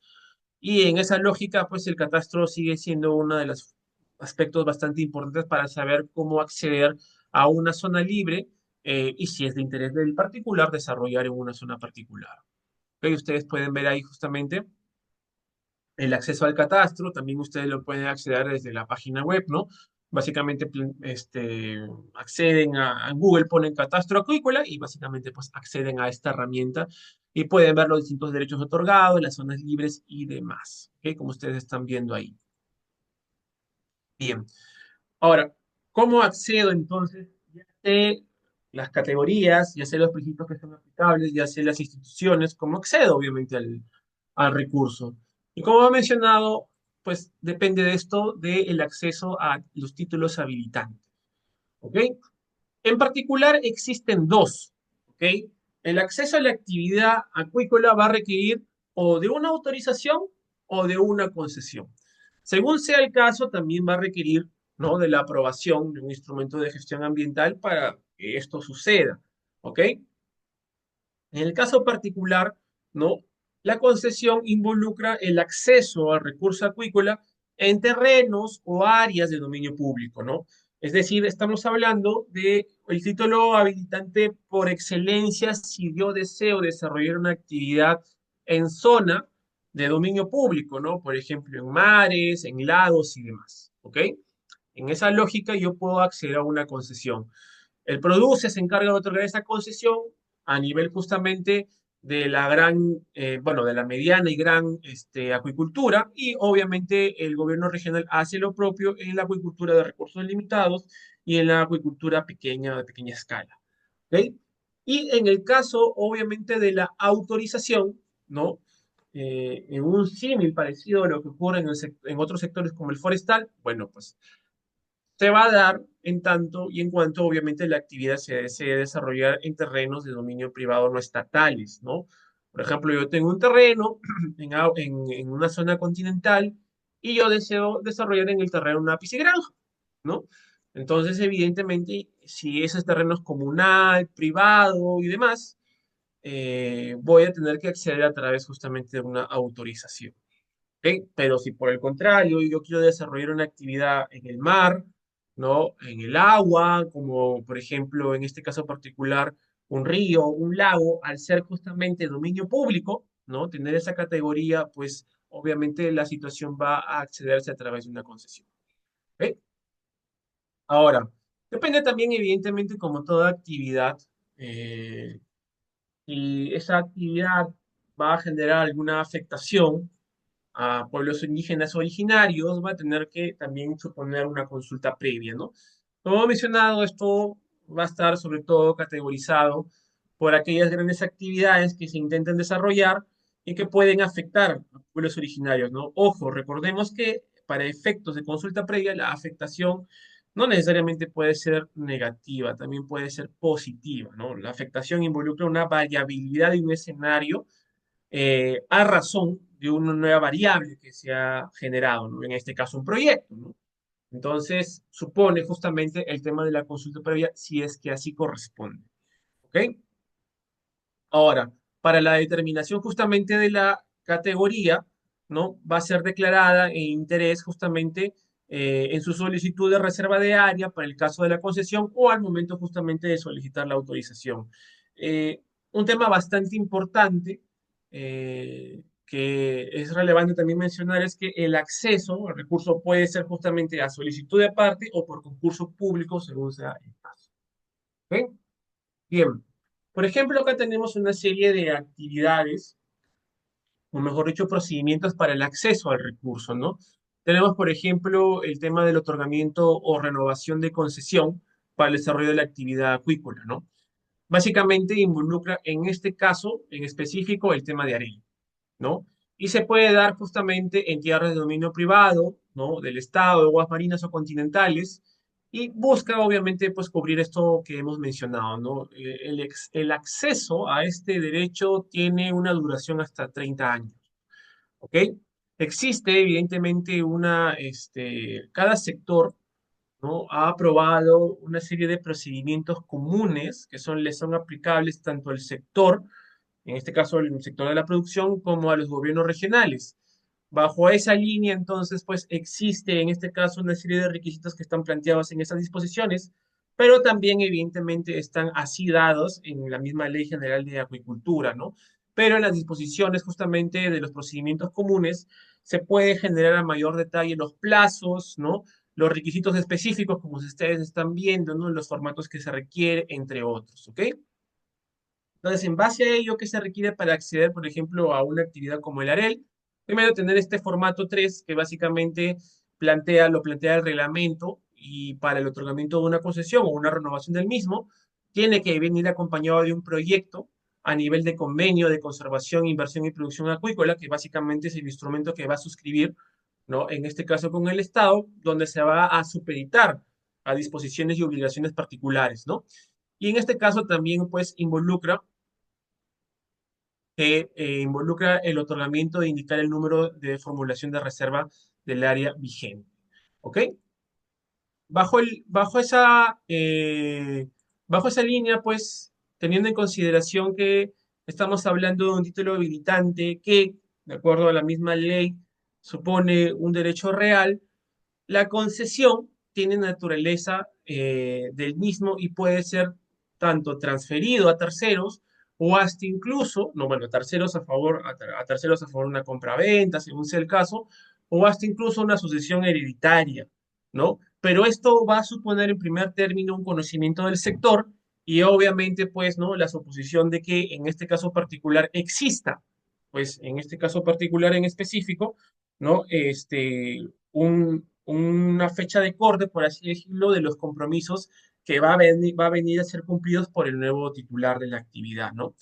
En otros sectores, por ejemplo, esta situación incluso demanda el reinicio de un procedimiento, pero esto involucra justamente que la capacidad que tiene de derecho real permite esta situación, ¿no? De transferencia a favor de terceros o una sucesión hereditaria. Es decir, por ejemplo, si yo tengo un derecho a 30 años, ¿no? Y evidentemente a la mitad de esta persona, el administrado, pues fenece, pues puede ser heredado este derecho a sus herederos forzosos, ¿no? Según sea el caso. Sus familiares directos, ¿no? Sus padres, en el caso no tenga hijos, o sus hijos directos y su esposo o esposa, según sea el caso. ¿Ok? Otro tema también, obviamente, es a nivel de la mediana y pequeña, bueno, a nivel de la pequeña acuicultura, de pequeña escala, que también tiene justamente la misma situación, ¿no? Que se da a 30 años, es renovable, ¿ok? Según, obviamente, el nivel de la supervisión que se pueda dar para tales efectos, ¿no? Y requiere, evidentemente, como ya hemos visto, ¿no? En este caso particular, un formato donde se indique, en primer término, el número de la resolución de la certificación ambiental que ya ha sido aprobada, es un requisito previo, así como el número de la fecha y recibo de pago del derecho de trámite, ¿no? Esto deviene justamente de la misma ley de aprovechamiento sostenible, que involucra justamente tanto el derecho de trámite, el pago, como también el derecho al acceso al recurso en sí mismo, ¿ok? Involucra también tener un proyecto de concesión, de inversión, ¿no? Y de producción acuícola. Y finalmente, pues se puede realizar, como hemos mencionado, la transferencia a favor de tercero, siempre y cuando en este caso específico se haya acreditado por lo menos haber cumplido el 20% de la ejecución del proyecto. Obviamente esto no va a ser aplicable cuando se trata de una sucesión hereditaria. ¿Ok? Y la transferencia obviamente se va a realizar bajo las mismas condiciones, términos y plazos otorgados, como lo que he mencionado, ¿no? Requiere justamente incluso un reinicio de estos aspectos a nivel de requisitos y demás. La misma situación involucra pues el procedimiento a nivel de la gran acuicultura, de mayor escala o de gran escala, que involucra pues similar situación, ¿no? Un tema del requisito de la certificación ambiental, la reserva vigente y también evidentemente el proyecto de convenio y demás. ¿Ok? A nivel justamente de autorización, que es lo que más se desarrolla justamente a nivel de AREL que hemos mencionado, pues plantea la misma situación, ¿no? Es decir, es un derecho que se otorga a un plazo máximo de 30 años, pero también pueden ser renovables, ¿ok? Y eso obviamente requiere, ¿no?, del formato 3 que se establece en el reglamento y evidentemente, pues, ¿no?, del otorgamiento y renovación, en este caso particular de la calificación que tiene, en este caso, el titular de AREL.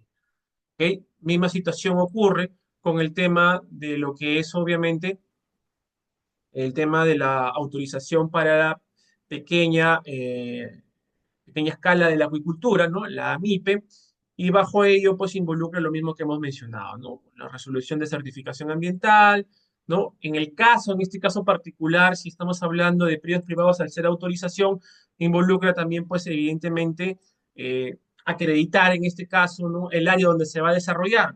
Es ser una zona donde es arrendatario, posesionario del predio, de la propiedad, según sea el caso.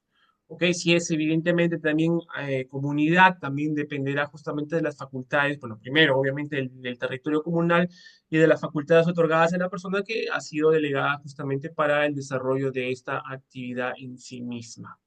¿Ok? Para ello, evidentemente, involucra una serie de procesos, ¿no? No solamente involucra el acceso al involucra, por ejemplo, en este caso, según sea el tipo de régimen, ¿no? La habilitación sanitaria, ¿no? Involucra también el tema del recurso hídrico, según sea el caso, ¿no? Y para tal efecto, obviamente, la misma ley general ha desarrollado la ventanilla única de acuicultura, ¿no? La famosa BUA. Básicamente, este sistema, que es muy similar en realidad a otras ventanillas únicas, integra, ¿no?, en un solo procedimiento el acceso, ¿no?, a estos derechos previa evaluación de de las autoridades que justamente intervienen. Como hemos mencionado, puede ser la ANA, puede ser CERNAN, puede ser obviamente el mismo sector, según sea el caso, puede ser la autoridad sanitaria, según el tipo y categoría de la actividad en sí misma. ¿Ok? Y entonces eso involucra justamente diversos procedimientos, ¿no? Acceso, por ejemplo, en la actividad, involucra también el acceso, en este caso, a nivel de renovación, cambio de titular, ¿no? Habilitación sanitaria, acceso también a la acuicultura de mediana y pequeña escala, ¿no? Involucra una renovación de concesión o de autorización o cambio de titular a nivel de concesión o autorización, ¿no? Tenemos evidentemente aquí el pequeño esquema procedimental, ¿no? Uno de los primeros aspectos relevantes a nivel justamente de la ventanilla única es el otorgamiento de la certificación ambiental para lo que es la pequeña y mediana y gran actividad acuícola, según el tipo de instrumento que ya hemos mencionado. Una vez aprobado, evidentemente, la certificación ambiental involucra ya la segunda etapa, que en este caso particular, pues puede intervenir, ¿no? La Autoridad Nacional del Agua para el otorgamiento, por ejemplo, según sea el caso, para efectos, evidentemente, pues de la actividad en sí mismo, ¿no? Y también, evidentemente, la participación de la DICAPI para el otorgamiento del derecho de uso de agua en área acuática, ¿no? Entonces, esa también es lo que hemos mencionado de la participación que está planteada justamente en el marco institucional de las autoridades. Y finalmente, pues una vez aprobado lo anterior, ¿no?, entrará a tallar justamente el sector, quien justamente pues notifica que haber cumplido con los procedimientos anteriores y eso desencadena justamente en el otorgamiento del derecho, que en este caso particular es para una concesión. En el caso de una autorización, es un proceso similar, según el tipo de actividad, ¿no? Parte del estudio ambiental, si es mediano, pequeño o gran actividad acuícola. Una vez aprobado, también involucra la comunicación a las autoridades respectivas, ¿no? Entre ellas, por ejemplo, el mismo EFA, ¿no? Según el tipo del rubro de la actividad. Y luego vendría, evidentemente, la intervención de la ANA para el tema del derecho de agua y la DICAPI para el tema del derecho de uso de agua en área acuática y finalmente, pues, el otorgamiento de la autorización por parte del sector de la acuicultura, ¿no? Que sería o DIREPRO o podría ser también el Ministerio de la Producción. Como hemos mencionado, al igual que en otros sectores, la participación de la ANA es bastante relevante, sobre todo porque evidentemente se va a requerir del uso del recurso hídrico. Y bajo esa lógica, en el marco justamente de la ventanilla única, la ANA tiene su propia directiva que plantea justamente el llenado de ciertos formularios para poder justamente acceder ¿no? Al trámite en sí mismo, ¿no? Y es muy parecido a los trámites relacionados justamente al acceso al recurso hídrico. Involucra, pues, la acreditación de la disponibilidad hídrica, involucra también, en este caso, el tema de la compatibilidad, si demanda la intervención del CERNAM, si estamos hablando, evidentemente, en una zona donde existe, evidentemente, un área protegida, una ZA o una ACR, ¿no? La intervención, según obviamente el tipo de autoridad, va a partir de la GEREPRO o la DIREPRO, y una vez que ocurra esto, pues se va a ser derivado a la autoridad del recurso hídrico, ¿no? A la ANA, para su opinión respectiva, ¿no? Existen unos plazos determinados, ¿no? Y en función a ello, pues, ¿no?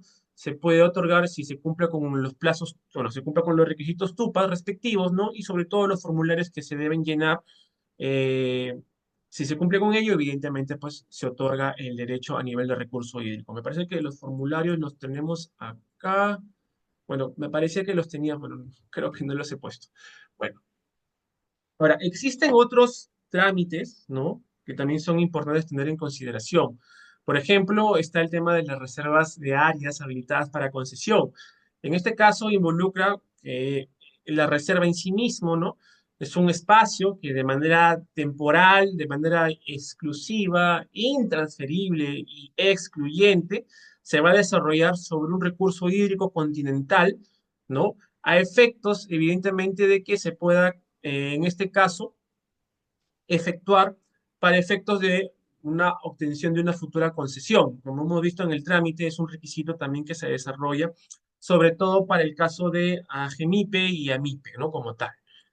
Otro tema bastante importante también a desarrollar es que para acceder a él, ¿no? Existe un formulario que hemos mencionado, y en base a ello, evidentemente, pues involucra llenar unos formatos, ¿no? Una carta fianza también es bastante importante y en esa lógica obviamente se accede al recurso en sí mismo, ¿no? Entonces queda claro que bajo estos requisitos se puede acceder a la actividad en sí misma, ¿no?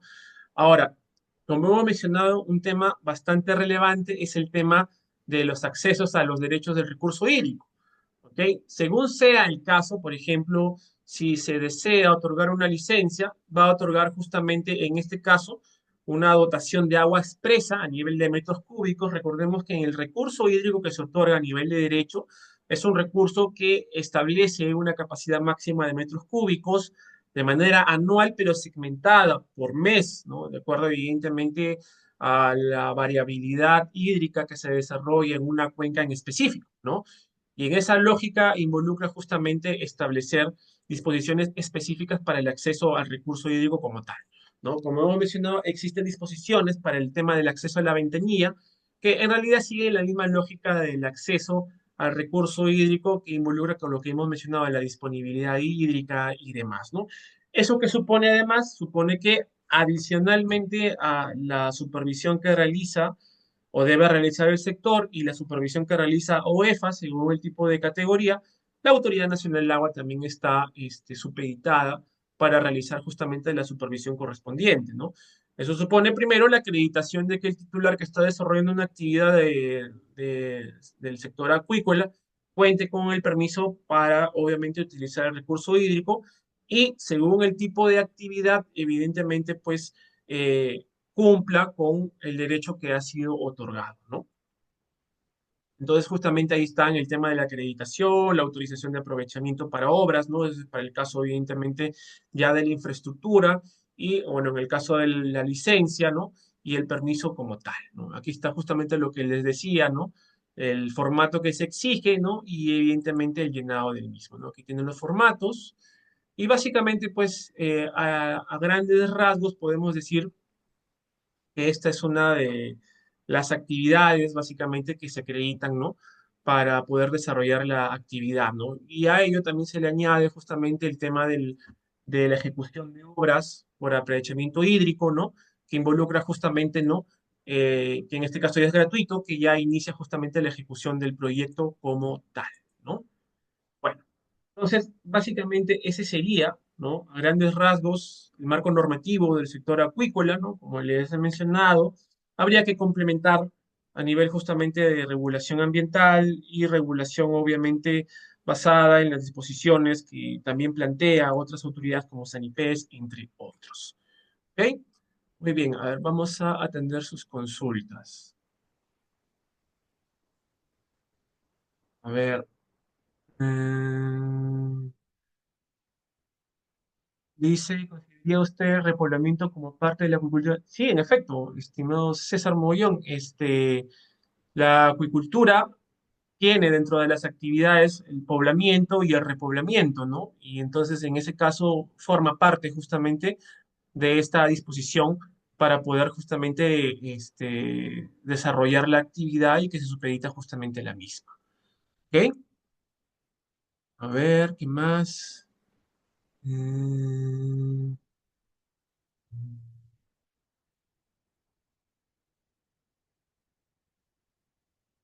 ok.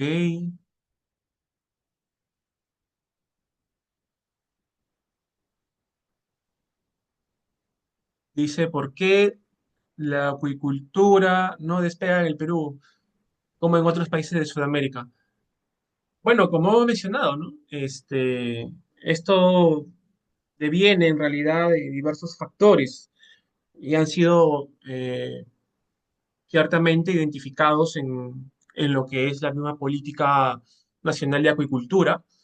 Esto involucra, entre otros, primero, la carencia de acceso a la asociatividad, ¿no?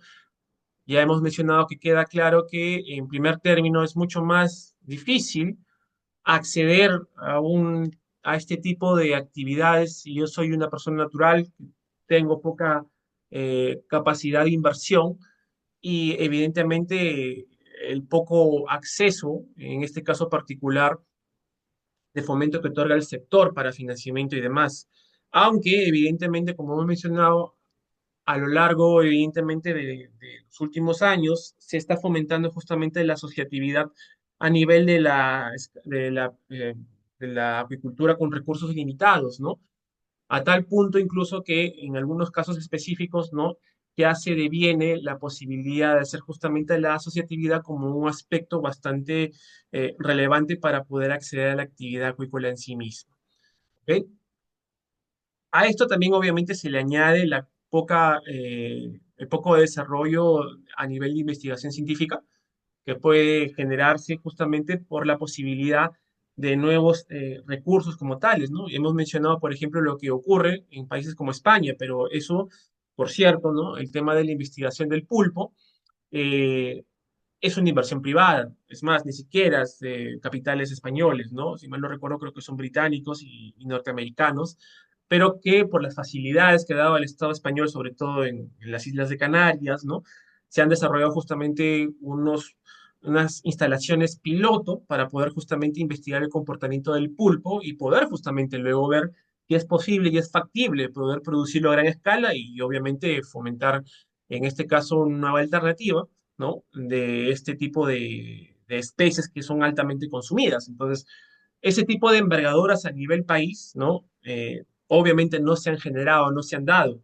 Y eso es una de las grandes limitantes, ¿no? La investigación de ciertos recursos, como he mencionado también en los años 90, si mal no recuerdo, también existían investigaciones de ciertas especies que son consumidas actualmente a nivel de especies marinas de peces que estaban siendo investigadas para ver si podían ser cultivadas, ¿no? A nivel de la acuicultura, situación que lastimosamente no dio sus frutos, ¿no?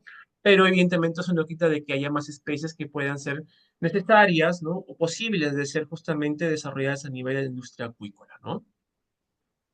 A ver, algunos datos de la acuicultura marina por el norte del Perú. Bueno, como hemos mencionado, estimado Kevin, ¿no? Tumbes compone justamente uno de los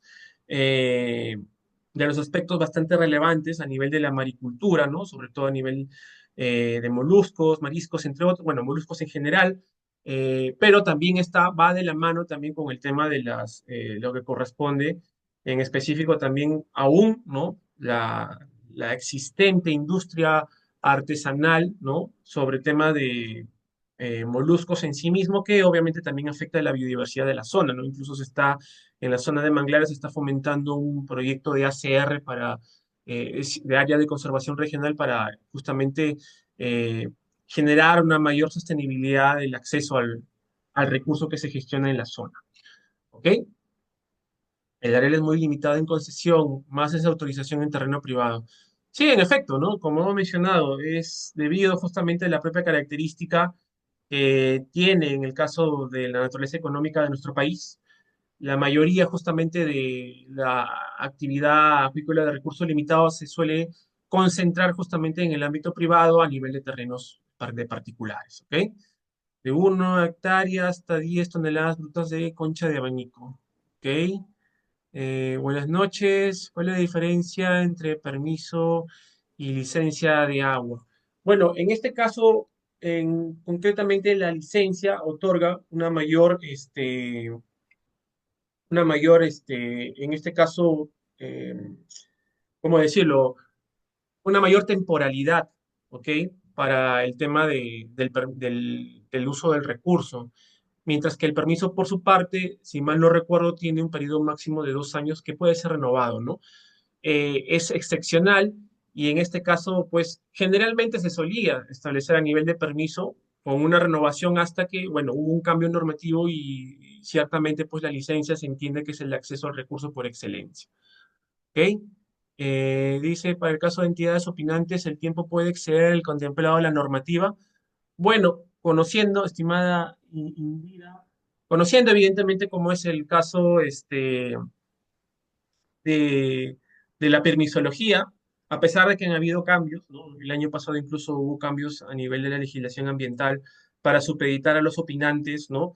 Eh, Mayor rigurosidad en el tema de los plazos, sigue siendo todavía una gran limitante, ¿no? Recordemos que en el caso particular de los opinantes en el caso de la ANA, esto recae en la Dirección de Calidad de Recursos Hídricos. Esta dirección obviamente concentra a nivel nacional la potestad justamente este, de lo que es obviamente las opiniones vinculantes, ¿ok? Y en esa lógica, evidentemente, pues suele haber una sobrecarga, ¿no? Cabe destacar, por cierto, ¿no? Que es importante que ustedes lo tengan en consideración, que también va a variar según el tipo de instrumento que se desarrolle, ¿no? Principalmente, ¿no? Estaba clasificado a nivel justamente de instrumentos en el marco del SEIA, del Sistema Nacional de Evaluación Ambiental, de Impacto Ambiental, y de instrumentos que son obviamente ajenos al SEIA, ¿no? Que se denominan instrumentos de gestión ambiental complementarios.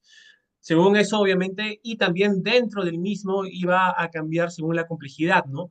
Por ejemplo, en el caso de la famosa Interambiente o certificación ambiental global, ciertamente, pues, también demandan los plazos mayores debido a la coordinación y la complejidad. Pero lo cierto es, y lo que quería comentar es que, evidentemente, el exceso de plazos no exime, obviamente, de la responsabilidad que puede tener el funcionario, ¿no? Eh, ya desde el administrado, evidentemente, puede solicitar, según sea el caso, ¿no? Según sea cómo se desarrolla el procedimiento administrativo, de una queja por defecto de tramitación por demora, justamente en el acceso al otorgamiento, en este caso, de la aprobación del instrumento, ¿no? La cosa que sí sucede, ¿no? Pero a la larga, evidentemente, esta situación eh, ciertamente sí genera harta dilación, ¿no? Más que todo, no solamente recordemos que en el tema de la opinión vinculante no es que sea un proceso express, ¿no? Generalmente la opinión vinculante está o viene acompañada de observaciones, ¿no? Por una primera observación, por así decirlo, bueno, es una primera y única observación por parte del opinante vinculante, sea Ana, sea Cernán, pero luego de eso involucra el levantamiento de observaciones, ¿no? Y con eso, evidentemente, son plazos que no se compatibilizan porque obviamente ya recae en el administrado, ¿no? Generalmente se le otorga 10 días hábiles para poder subsanar observaciones que se desarrollen en el marco de una opinión vinculante. ¿Ok? Dice, ¿se puede otorgar una certificación ambiental sin tener respuesta de las entidades opinantes? Dependiendo, aunque yo te diría, estimada Indira, que es bastante raro, aunque he visto casos que sí, pero esto generalmente sucede en opinantes que no son vinculantes, ¿no?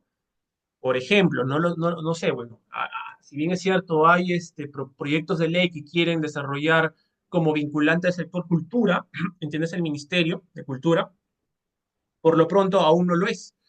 Entonces,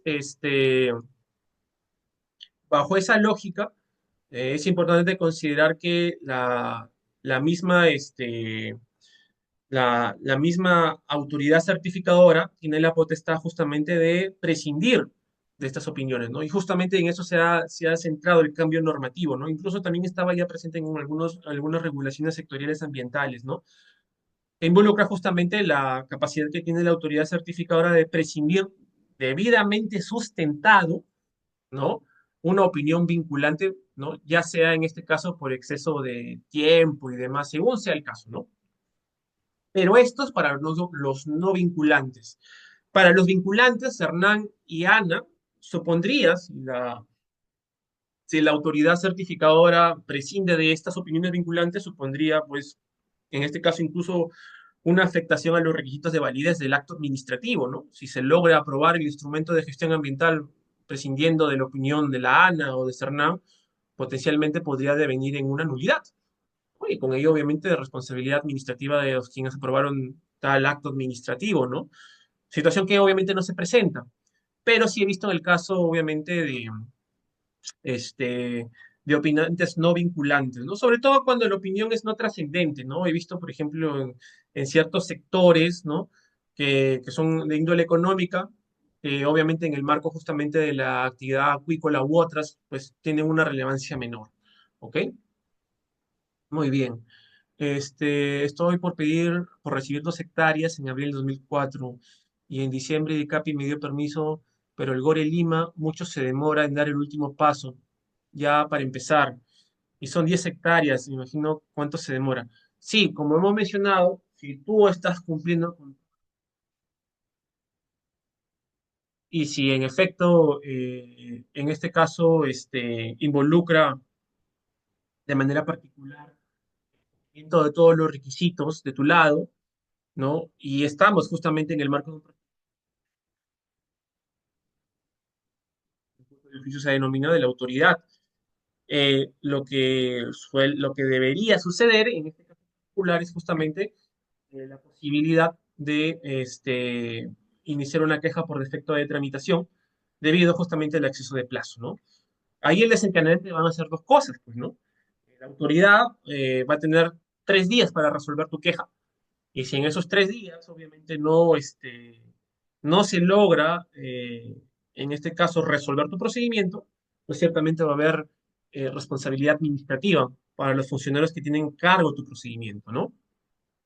Entonces, eso debes tomarlo en consideración. Ahora, de acuerdo, si estás, bueno, estás en un gobierno regional, dices, ¿no? Sería interesante que revises si hay un formulario, porque la mayoría de entidades públicas tienen formularios para el tema de queja por defecto de tramitación. Dice Zaida, las embarcaciones pesqueras se dedican a extraer, cosechar y trasladar recursos hidrobiológicos de concesiones. Deben contar con permiso de pesca. Bueno, si estamos hablando de una actividad extractiva, en efecto, ¿no? Y eso involucraría, en este caso, el otro ámbito normativo. Recordemos que la actividad acuícola se caracteriza particularmente por desarrollar desde el inicio, ¿no? El área a cosechar o al área a producir involucra justamente la gestión o producción de semillas, ¿no? No involucra especímenes que están en medio natural. ¿Quién otorga la certificación a MIPES? ¿Produce, se nace? Gracias. Bueno, estimada, debería ser, de acuerdo a nuestro cronograma, porque ya es un cronograma que incluso te viene del 2000, ¿no? Debería ser SENACE, pero lastimosamente, aún no sé, aunque yo tenga conocimiento y creo que no se ha dado todavía el proceso. Pues, ¿por qué no se ha dado? Bueno, yo particularmente pude ver un procedimiento similar en otros. Eh, el entrampamiento está principalmente en el presupuesto, ¿no? Es decir, SENACE exige para poder asumir la función, en este caso específico exige cierto presupuesto que incluso el sector no maneja, ¿no? Debido a que SENACE pues tiene una forma de trabajar distinta a nivel de evaluación de impacto ambiental, ¿no? Ellos tienen la avanzada social, tienen una serie de funciones específicas, disposiciones específicas que demandan, más allá, obviamente, de la regulación, un presupuesto específico, ¿no? Entonces, esto ha hecho a la larga que se haya tenido que contar con un nuevo cronograma. Lo que sí es cierto es que en este caso específico, no solo sería la obligación de SENACE de aprobar los estudios de impacto ambiental detallados. ¿Ok? Tiene que una vez concluida el proceso de transferencia de funciones, en el caso de Amiges, si aprueba un estudio de impacto ambiental detallado, semi-detallado, sería evidentemente el sector quien debería aprobar, en este caso a la de GAMP, ¿no? SENACE solamente se quedaría con los estudios de impacto ambiental detallado, aunque también es correcto mencionar que hay una disposición que señala que se nace una vez concluido el proceso de transferencia de funciones de los estudios de impacto ambiental detallados, va a asumir de manera posterior, o sea, primero los detallados, de manera posterior los semidetallados. ¿Ok? Muy bien. A ver, ya me perdí. ¿Dónde estaba? Eh, mm, dice la diapositiva entonces se somete a silencio administrativo positivo de una normativa. Eh, A ver, no, la licencia de agua no. Lo que sí se puede hacer son trámites conexos, pero recuerda que el acceso al recurso natural, en este caso el recurso hídrico, siempre va a estar supeditado del silencio administrativo negativo, en este caso particular, ¿no? Positivo no, o sea, positivo supone evidentemente que una vez concluido el plazo se entiende que hay una aprobación tácita, ¿no? Y lo que se suele hacer es incluso la práctica, ¿no? La práctica administrativa suele ser que el administrado suele remitir una carta diciendo que habiéndose vencido el plazo se entiende como una aprobación tácita, ¿no? Pero en el caso del silencio administrativo negativo, no ocurre así. Y bueno, las propias normas administrativas disponen ciertamente que para aspectos ambientales, de salud y de recursos naturales, lo que opera es el silencio administrativo negativo, ¿no? Entonces, el vencimiento del plazo no supone una aprobación automática. ¿Ok? Eh, sí, en efecto, estimado César, eh, se puede otorgar certificación ambiental sin tener respuestas de entidades opinantes por tiempo pasa de más de 8 meses. Bueno, estimada Indira, sé que es bastante complicada esa situación. He visto incluso trámites administrativos de 2 años de duración. No debe suceder, evidentemente, pero como hemos mencionado, este, eso va a involucrar ciertamente, pues, ¿no? La posibilidad que tiene el administrado de suponer una queja por defecto de tramitación, ¿no? Esta es una situación que no solamente ocurre en el sector acuícola, ¿no? Ocurre en todos los sectores. Dice, los proyectos deben ser auditados por la Contraloría. Bueno, a ver, la Contraloría sí puede intervenir, pero puede intervenir en el marco justamente de las responsabilidades funcionales de las autoridades, ¿no? Es decir, cómo se otorgó el derecho, no tanto en la propia ejecución del proyecto, porque se entiende que es de actividad privada, ¿no? Entonces, eso tengas en consideración. Hasta cierto punto avanza la Contraloría, pero no sé con qué aspecto debes mencionarlo, pero evidentemente la Contraloría sí tiene atribuciones sobre tales afectos, pero siempre y cuando estamos hablando de una posibilidad de que sea un ámbito funcional, ¿no? Dice, buenas noches, si no me responden en el trámite y se basan en silencio administrativo y realizo una queja por defecto de tramitación y si no tengo respuesta, ¿cómo proceder? Bueno, si no tiene respuesta, estimado Diego, se supone que la autoridad ha iniciado ya la disposición. Bueno, en primer lugar, tú debes tener el derecho a ser notificado durante los 3 días hábiles posteriores, ¿no? Lo que evidentemente la autoridad resuelve, ¿ya? Si te resuelve, si acredita, puede declararte fundada tu queja y eso trae como consecuencia que evidentemente el trámite se ha demorado injustamente y se dispone en este caso, las investigaciones para la responsabilidad administrativa o en su defecto, deviene justamente en la improcedencia de tu queja por ya haberse resuelto tu procedimiento administrativo, que generalmente es lo que ocurre, ¿ok? Si ocurre lo primero, es decir, que te declaran fundada tu queja y la consecuente inicio de las responsabilidades administrativas, bueno, paralelamente quizás puede ser una queja ante la OSI, ¿no? Según sea el caso, igual también tendrías que estar pendiente de que en este caso la Secretaría Técnica, ¿no? De procedimientos disciplinarios inicie las investigaciones respectivas para iniciar el procedimiento administrativo disciplinario respectivo, ¿no? Respecto al funcionario o funcionarios.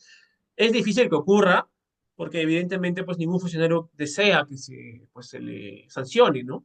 Entonces, lo que más sucede es que a través de las quejas es un medio de presión para que el funcionario justamente despliegue su trabajo para poder resolver tu procedimiento. ¿Ok? Dice, este, siempre dice gracias por el libro de quejas, así lo haré. No, no es un libro de quejas. Recuerda, no, Juan de Dios, no es un libro de quejas. Sí, es importante también hacer la aclaración, disculpen, ¿no? El libro de quejas es una disposición que se da en un marco normativo específico dado por PCM y demás, ¿no? Que también aplica para autoridades públicas, ¿no? El tema de la queja administrativa es, por así decirlo, un remedio procedimental que tiene el administrado como posibilidad de hacer que justamente se evidencie la falta de impulso del procedimiento administrativo. Entonces, en esa línea, no es que tú vas a ir a la entidad y solicitar el libro de quejas. Lo que tú tienes que hacer es, primero, ver si la entidad tiene un formulario de queja por defecto de tramitación y llenarlo y obviamente, pues, ¿no? Notificar a la autoridad que en el procedimiento tal, con código tal, ha habido justamente, en este caso, una dilación excesiva en los plazos establecidos, ¿no?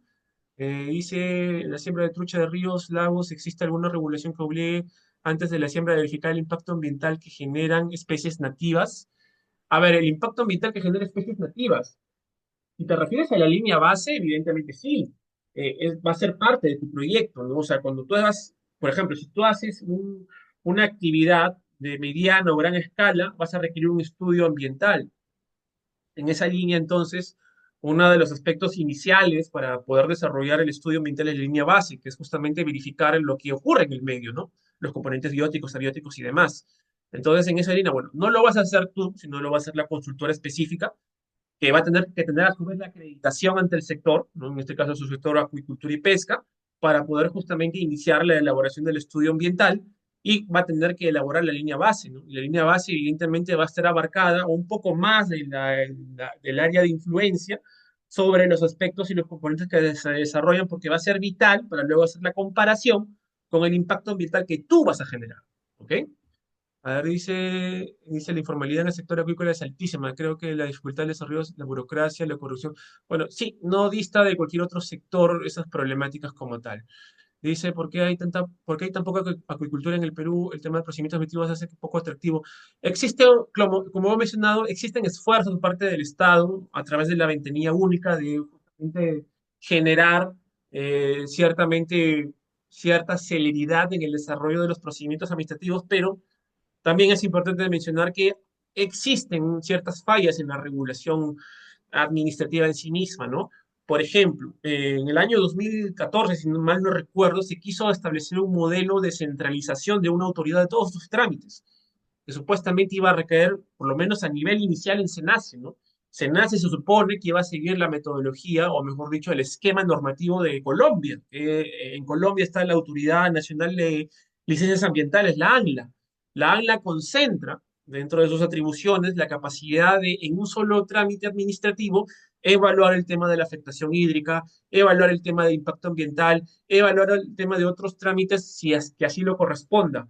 Esa idea se quiso traer aquí en el Perú, pero lastimosamente, debido obviamente a las presiones de los sectores y demás, lo que se concluyó básicamente es que ese modelo solamente iba a consistir en juntar autoridades, ¿no? En un solo procedimiento que es la certificación ambiental global.